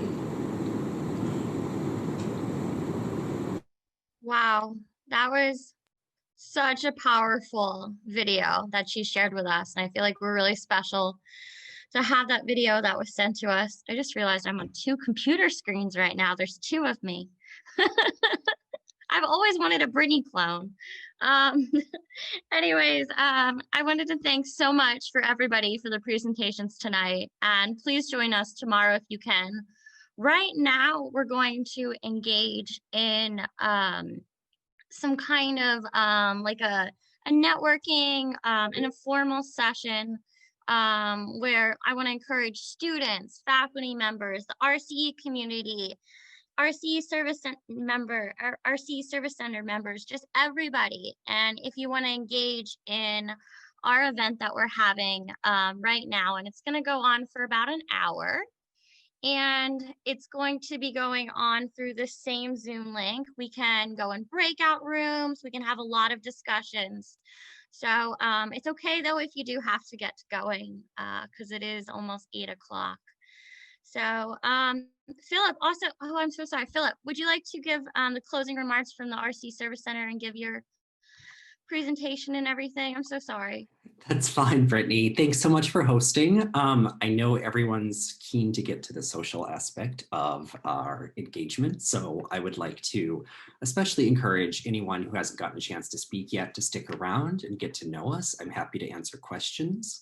And I'm going to try to zip through my update. So hopefully we will not dwell too long on it. So give me just one moment. And can you see it? Yes. Great. All right. So hi, everyone. My name is Philip Fodder. For those of you who don't know me, I'm a research fellow working with the ESD project at United Nations University in Tokyo, Institute for the Advanced Studies of Sustainability. Really quickly, for those of you that are new, I'm going to be giving an overview of how we developed as a network, what our activities have been in the last 12 months, a few updates from us, and for a little bit of an analytical component this year, I'm going to talk about the research we've done on the projects all of you have done over the past 5 years.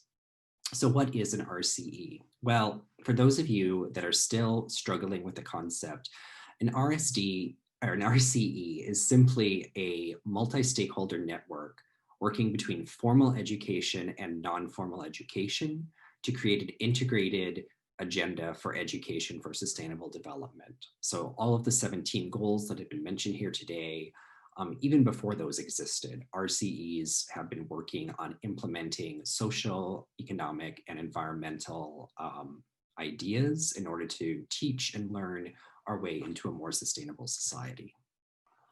So As my colleague at the Ministry of the Environment said, we have been starting this program as a research project and network since 2003, but we did our first RCEs that were 7 in 2005. That was at the beginning of the decade of education for sustainable development. By the end of the decade, we had 146 around the world. The follow-up to the decade was the Global Action Program, or the GAP. This was much more focused on implementation instead of just theory building and curriculum development. And the GAP just came to an end last December. And by the time these 5 years at the GAP, which is how long I've been part of UNU, those 5 years has rolled to an end, we were really excited to see that the RCE network had grown again. And currently, as of last year, at the end of the GAP, we had 175 RCEs heading into the new UN program, which is ESD for 2030. So since the last time we all had the chance to get together in Burlington, Vermont, we had our Ubuntu committee meeting in Tokyo, Japan, and the newly acknowledged RCEs, who I'll give a shout out to in a moment, were acknowledged in January following that meeting. Roger and all of our regional advisors and partners have been asking when the new meeting is. My guess is it will be sometime early in the new year. Our new director was really hoping to have an in-person meeting. However, that's looking unlikely. But we should still be getting those new RCE acknowledgements out early in the new year, January or February. If it's any later, I'll provide an update. In terms of meetings, because of the COVID crisis, we've gone online, but that's actually provided an opportunity for a lot more networking, which some of you, I'm sure, realize Zoom meetings can be tiring. So the Asia Pacific RCE had a series of webinars specifically on COVID response in the region. We have also had a number of webinars from national or binational groups. So the UK and Ireland RCEs did a similar webinar, but with a focus on climate change in June. We've also had a busy year at UNU. We've done 2 publications. Some of your RCEs are featured in the RCE Awards publication, which the Ministry of Environment Japan highlighted. And we did a co-publication with UNESCO, but just with RCEs from UNESCO Bangkok's region, which is the Asia Pacific region. This September, we've done the Africa and the Asia Pacific meetings, which have just wrapped up, which leads us to our Americas meeting. And the European regional meeting will be next month. If any of you are wanting to join the first day, that's hosted by RCE East Midlands in England. So last year, we acknowledged 7 new RCEs. Special shout outs to both Puerto Rico and Salisbury for joining the family. Brittany and Brian, Salisbury is the first RCE who has hosted a regional meeting in your first year of operation, so hats off to you. And also for our outstanding RCE awards, these are some of the finalists on the right-hand side. So if you're curious about some really good ESD projects that got recognized, I'd encourage you to check these out. All right, now a little bit more about what I've been up to in the last 9 months. So as part of a conclusion to the GAP, we did an analysis of all of the projects submitted from RCEs to the Service Center over the past 5 years. There were nearly 500 projects, and we analyzed a lot of these thematically. The paper that we're writing will go into a little more technical detail, but for the purposes here, I just want to give some overall trends. So specifically for RCEs in the Americas, you all submitted about 163 projects. Not all of these projects are exclusionary, so that means a lot of the tags, like for example, for higher education and community, one project can include both, like with a college class going out to teach a neighborhood association or vice versa. But for the Americas, like other regions, most of these projects had a very much a community education focus, which is exactly what RCEs are designed to do. You're to be a bridge between academia and the public, and use some of that really good knowledge that's generated in both of those communities to benefit the community as a whole. Interestingly, that's where the Americas similarities largely stops with the other regions. So for Africa, Europe, and the Asia Pacific regions, by several, about 10 percentage points higher, their focus was overwhelmingly on ecological goals. Yours are pretty even as a hemisphere in a region, but a little bit nudging towards more of the social goals. So especially sustainable communities and cities is seen in this region much more than other regions, but also SDG 12 on sustainable consumption, and a significantly higher portion on good health and well-being than the other three regions. So this is a really interesting piece of analysis that I did, looking at thematically the goals that this Americas region is addressing are different than we're seeing in the other three regions. In terms of themes that you're working on, it should come as no surprise. A lot of you have produced some really great curriculum. Another standout theme for the Americas too, though, was traditional knowledge, especially this was reflected from RCEs in Latin America and Canada. So these were some of the overall trends and themes. And as some of you might remember, for the GAP, all of you were partnered with Priority Action Area 5, which was community engagement. The Americas overwhelmingly went with that. That should come as no surprise. But you, even more so than other regions, you had a very community-centered focus over the last 5 years. The one thing that I thought was really interesting was that even though most RCE projects in the Americas focused on sustainable cities and communities, only a little over 1% of projects actually bothered to work with a city or local government. This is a big barrier to the region, especially compared to Asia and Europe, where they average between 10 and 12% of projects are engaging with local governments. So we clearly see that local governments and municipalities are parts of RCEs in the Americas, but we're not seeing them as active partners in the last 5 years, which is another departure from the trends from the other three regions. And we are an urbanizing species, the Americas being no exception to this. So overwhelmingly, ESD projects focused on sustainability in urban environments.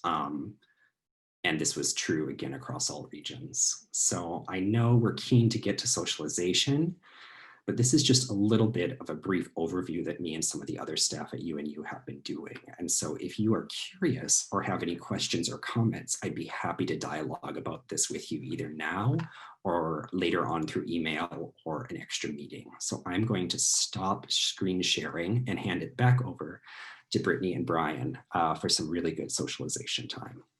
Thanks, Philip, so much. That was awesome. So everyone, we're actually going to have a slight change in the program. We're actually going to be having the RCE Georgetown presentation first tomorrow.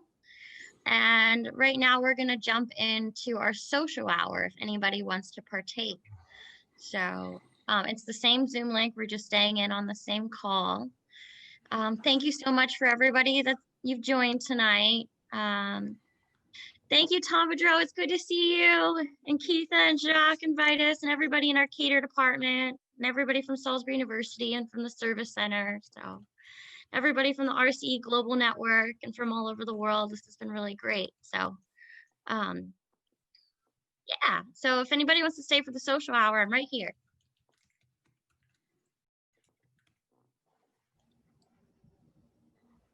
Oh, there's Tom. Hey, Tom.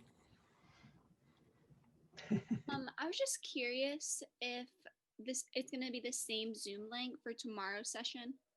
Yep, it's going to be the same Zoom link. Yep. Okay, thank you. And I'm in the process. Oh yeah, sorry. Go ahead. Sorry.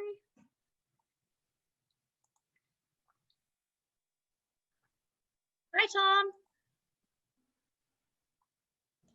Tom, your volume. Your volume.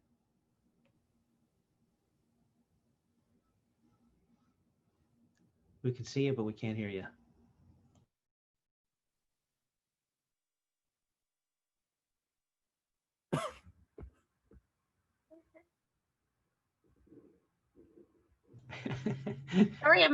I'm always muted on Zoom. You know, I feel like this is Hollywood Squares. I'm looking down at Tom on the first floor. Come on, Tom, give us the answer. Or the Brady Bunch. Now you know how old I am. My first time actually doing a Zoom social room. Does anybody have any suggestions? Would anybody like to propose any breakout rooms or anything?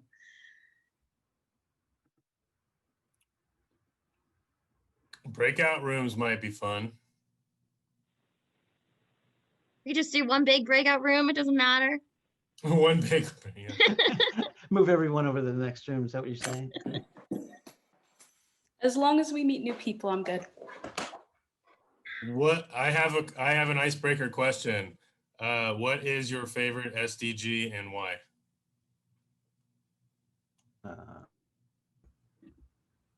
It's a loaded question given the presentation I just gave. So. They all are. How about that? Well, yeah, if you have to pick one.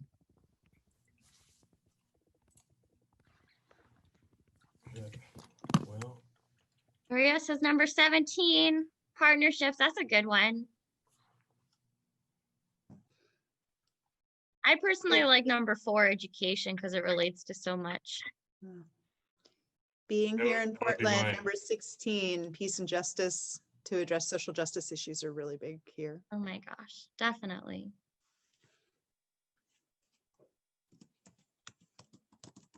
I think SDG 12, production and consumption, I always say it's the elephant in the room. If you can sort that out, it solves a lot of problems. Oh my gosh, definitely. Is anybody on this call a college student? Is anybody interested in the United Nations or getting involved with the RCE network, or anybody in the community getting involved with the RCE network? Because we're all happy to help.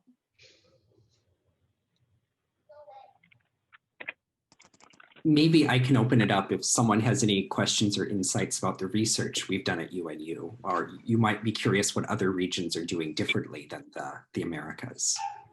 That would be awesome, Philip.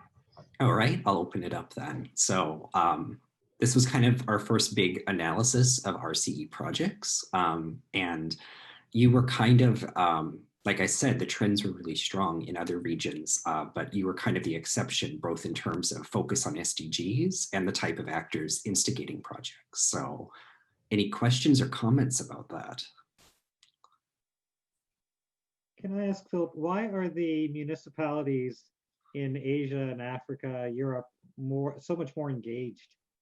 We don't have an answer. So we have data, but we can make inferences. But all we can tell you from the data analysis we did is that they are active partners in the projects. That's kind of what we can look at from the reporting system.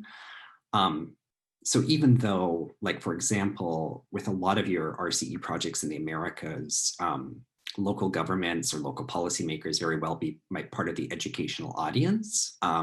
We're not seeing reports of them actually helping you design projects and doing that important work. So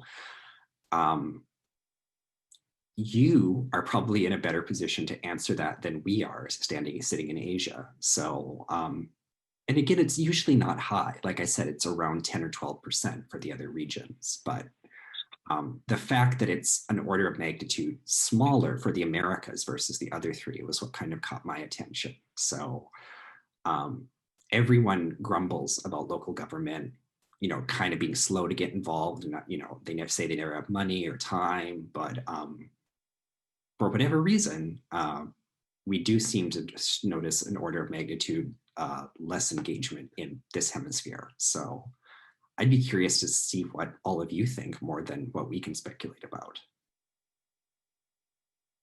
Hello, can you possibly hear me? Mm-hmm.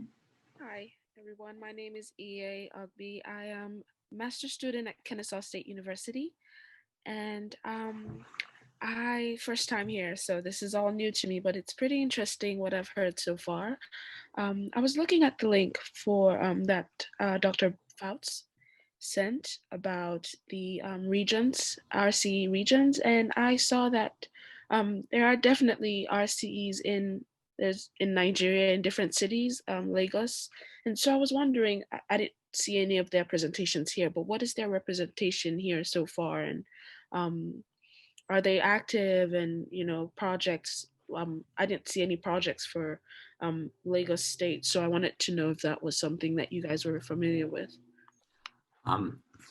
So maybe I'll answer this one again. So we actually work RCEs both globally and regionally. So actually RCE, a Nigerian RCE just hosted the Africa Regional Meeting earlier in September. And I believe all 7 Nigerian RCEs showed up. Okay.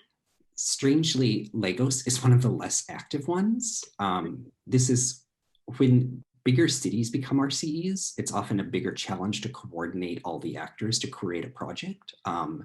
So actually, our RCEs in Nigeria and smaller cities submit a ton more activities than Lagos itself does. However, I believe all 7 of them were presented at the last Africa meeting, and one of them was also the host. So, Okay. And within the RCE awards publication that was selected by the Ministry of Government Japan, 2 of the award-winning projects are from Nigeria, RCE Mina and RCE Kano. Both of those got a lot of attention during the review process at the end of the gap. So those are the 2 most active in Nigeria. Okay. I have a thought on this is Jenny Hirsch from Atlanta. Philip, we can't wait to see your slides and read the whole report. It's so interesting. Thank you for presenting it. I think besides government not being involved, you also said that our projects have been more community centered than other regions. Community, but I think it's just the lens probably. So in terms of SDGs, the Americas seems more diverse in general, and there's a slight edge towards more of social sustainability goals versus the other 3 regions are a little more focused on ecological ones. One of the reasons for that may simply be environmental treaties in the UN have had education components since the 1980s, sometimes the 1990s. So like climate change, biodiversity, desertification, these all were implemented with ESD components that some of the RCEs in other regions worked on earlier. And those also, in addition, those conferences or those COPs tend to be a lot more active in regions outside the Americas. Yeah, I mean, I was just thinking that in terms of, and I can't speak for other RCEs, but I know in Atlanta, at least, government and business have an outsized voice already at the table regarding sustainable development. And so I think one of the things we've really been prioritizing is how do we use a network that is anchored in higher education to really amplify the voices of community partners in these conversations. And so government is at the table in our RCE, but our projects have not primarily centered around government. So even though they're there and our metropolitan planning organization is there, I think we've really been trying to amplify voices that oftentimes are not heard. And so I think too, when you see the focus on traditional ecological knowledge, to me, that also indicates, an effort to highlight other voices besides government. So it's just one thought potentially on some of that. I think that's a really, important thing to bring out is like, we're not being prescriptive at all and saying like, oh, Asia's doing this, so you should do this. But I think it's really an interesting finding. And like you said, and this might be just a project of governments in the Americas are, there is kind of a legitimacy crisis of, well, are you really representative? Are you speaking for communities? And I think that these projects looking at more of NGO or community engagement versus government engagements might be in response to some of those questions. So, yeah, and I think too, I think one of the things a lot of us love about the RCE and the United Nations approach to sustainability is it's much culturally grounded and grounded in diverse cultural perspectives than the traditional, at least in the US, the traditional way of approaching sustainability, which is through technology and policy. And so I think we see this as bringing a complete, really different perspectives to the table that complement that work, but are complementary to it, but not necessarily wanting government to be the primary player. I think that's a really important point to bring up. And I think the Americas does kind of have, like, as a whole region, not just the US, kind of this idea of like legal policy and technology focused solutions that has marginalized a lot of people.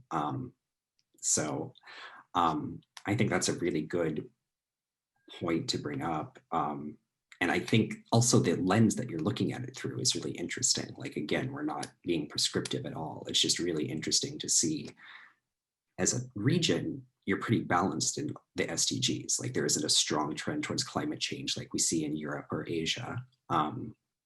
But there's a little bit of kind of a social prism that you're viewing the other SDGs through that I think is really compelling.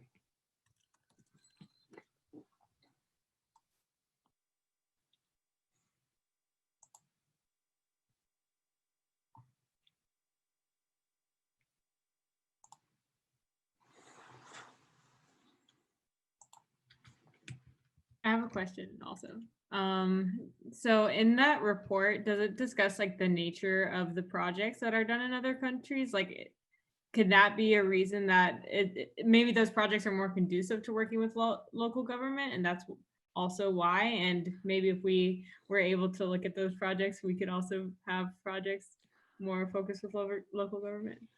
Not essentially. So again, like, we just report and analyze what's given to us. So the modalities for how partnerships are formed, we don't have specific data on, like, for example, why, you know, one given region might have a more local government approach. One of the things I do think we can indicate, though, is why certain SDGs and certain themes do get emphasized more. And a lot of that traces back to having stronger international actors driving agendas in other regions. And one of the things we've noticed in the Americas is that is absent, but that's not necessarily a bad thing, because we do see a lot more community-driven approaches to sustainability in your hemisphere. And I think that's really important. And other regions have definitely bought into a more international agenda, but all implementation is local. So I think it's a blessing and a curse. Like, you might not get those flashy big international drives that you get from, like, for example, UNESCO Bangkok for the Asia Pacific region, or Paris and Geneva in Europe. But that gives you a lot more space to be innovative and respond to the actual needs of people on the ground versus policymakers in cities that might be half a continent away. I think we'll have pretty good data on that. But in terms of the actors involved, unless we go into some kind of qualitative data collection with interviews, but I guess long story short is I wouldn't stress about that. I think it's like, in terms of per capita projects for a number of RCEs, you're punching high above your weight in the Americas. Like, I don't think you need to change modalities. It's just to kind of look at the differences. And then we actually, that's a great segue. We have a video we put together that some of you might have seen about analysis of the globe in terms of what everyone did over the gap. So maybe I'll ask my colleague Erie to post the link in the screen to the YouTube channel, and I will look at it too. But that's a good way, and we're going to present that at the global meeting whenever that happens. So.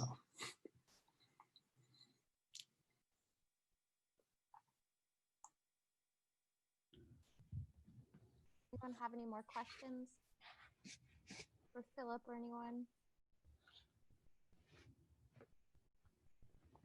Hello. Hi, Tom. Hi. Just a comment on that. And again, I realize that Vermont is somewhat unique, that we're the second most, we're small, we're the second most rural state in the whole United States. But one thing in terms of what Philip's calling community, just the social capital aspect, NGOs, non-government organizations, are just so much more nimble and so much quicker and easier to work with and to see results with than sometimes working with municipal governments. And certainly we've worked with municipal governments and have some good relations. But as Jennifer just pointed out on the chat, you know, those folks turn over. Regular politicians, you know, get elected and get thrown out of office and so forth, whereas members of the community often stay right there, roll up their sleeves and stay active and involved through thick and thin. So again, I just think, at least at the University of Vermont, our partnerships with and service learning partnerships and all, in terms of collective impact with the different sectors, we've certainly involved with all the sectors, but by the majority, by far, are the non-government organizations, and partly because there's so many of them. You name whatever the topic is, whether it's social justice or food justice or racial justice or agriculture or whatever, there are dozens and dozens of NGOs throughout the tiny little state that are doing some exciting work. And so the students love work. Our students love working with them a little bit more than they do with some of the businesses and governments.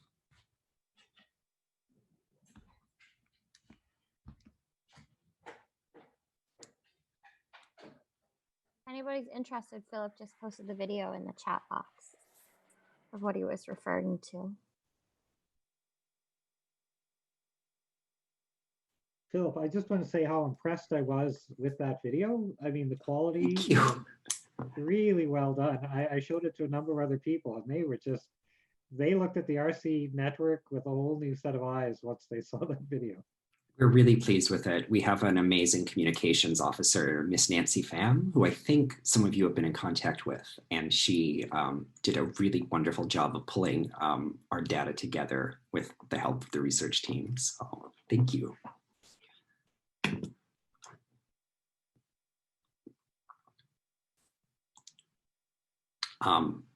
I guess maybe I'll do another plug. Tim, please make sure to submit project reports this year. I know it's an unusual year, but I mean, that you telling us your stories allows us to tell your stories. And that video you saw is one example, but also, for example, the story that RCE Puerto Rico and RCE Greater Burlington had about your grant project. That's what my colleague from the Ministry of Environment wants to know, is like, what are the actual good practices RCEs can bring to the table for the whole world? And unless those get reported, which I know is always a pain, we can't share those stories. We can't multiply our successes. So this region does pretty well, but I'm just encouraging you to keep up the good work, even in a hard year. Documenting what you do is always really important. Thanks, Philip. It's Chris here. It's on our to-do list. Walter's not. We got to get back to that. We won't let it slide. Thanks. So there's there's no set schedule. You can submit a project anytime, but doing it once a year is a good practice, just to kind of be held accountable to your RCE, and so we know that, you know, your leader hasn't gone rogue or something. So.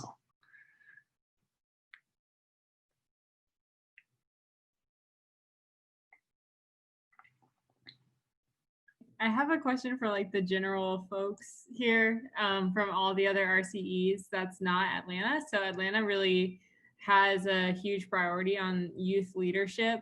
So for the other, and it's really apparent for the students in the Atlanta network, like we are constantly given opportunities to step into leadership roles. So for you guys that are in our other RCEs, is youth leadership a priority for you guys? And if not, why not? And then also, if so, how do you guys help students step into those leadership roles? Because we always continue to struggle to get students to be willing to step into those roles. I have to say in Portland, I'm so grateful to Portland State University that they actually have in their Student Sustainability Center, a student who gets designated as the fellow for helping collaborate all of the higher education institutions across the greater Portland region. I don't think we'd be able to do it without people stepping up and having just some kind of facilitating backbone. And then when there's point people, of course, when people graduate, it's always hard. So mentoring the new folks, like the way you're doing the mentoring, Adair, awesome. But just bringing somebody in, identifying somebody new to be those point people has been really key for us. At Salisbury, we have 27 students running projects. Yeah. And yeah, I know, Brittany. Hold your head. Oh my gosh. But we have 13 Millennium Fellow undergraduates, and then we have a whole bunch of graduate students that are online with us tonight that are UNITAR, UNESCO. But all the projects we do in the center focus around that teaching hospital model. So whatever we take on has to be able to involve students, otherwise we don't want to take it. And so the focus stays there. And let's face it, students are great insulation from administrative shock. So that when they say, what are you doing? It's kind of like, hey man, we got all these students, we're hurting students, but the students really are in the leadership roles. So I would say maybe there's like one super huge project we've been working on for years, and students do come in and out of that like routinely. But when it comes like individual stuff in the community, they're completely student driven. They're designed by students and they're led by students, and then we do the mentor. And you're right, we all learn from each other. And some of the undergrad students we have are spectacular. They're more than ready for grad school, and some of the grad students we have are more than ready to be out leading, probably in an academic or NGO setting quite easily. And I think, guys, that by having students deeply involved in these things, it gives them more, not just experiential learning, but some confidence, and professional development really means something. And it's almost like an ethical thing they need to be doing. It's just not getting a degree. And so when we've had students come through the center in the department here, we've actually had some pretty big people in our field come by and visit us and say, what are you guys doing down there? Because in a sense, some of our students have no business. I remember some federal people saying they have no business applying for these things because they didn't have a PhD, and yet they were the ones getting the job beating PhDs with it. So, anything we could do to get students energized. Look, my thing is this: if they get energized and they're really passionate about something, Brittany, Tom, all the other faculty, they'll tell you the same thing. All you got to do is get out of the way, because they're going to run you over. You know that. And just try and run alongside them as fast as you can for as long as you can, right, Brittany?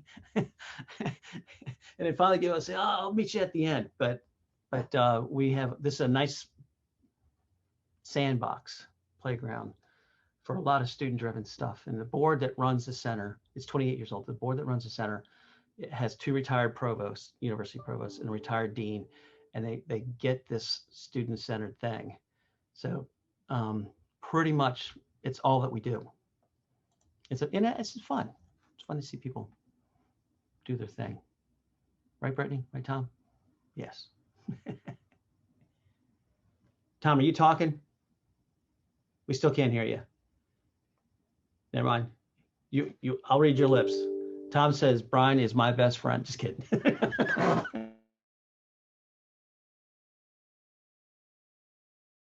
Tomorrow night, get your volume fixed, okay? All right, Brittany. Anything? I think that's it. I mean, I can stay on if anybody else wants to talk. It's up to everybody. Or we can just call it a night and see everybody tomorrow. We've got so many amazing presentations tomorrow. So. Yeah. Tonight was great. Like every single, yeah. That's right, Tom. I'm taking off. I'll see you. All right. Bye, Brian. Well, bye, everybody. Thank you so much. Thanks, Philip.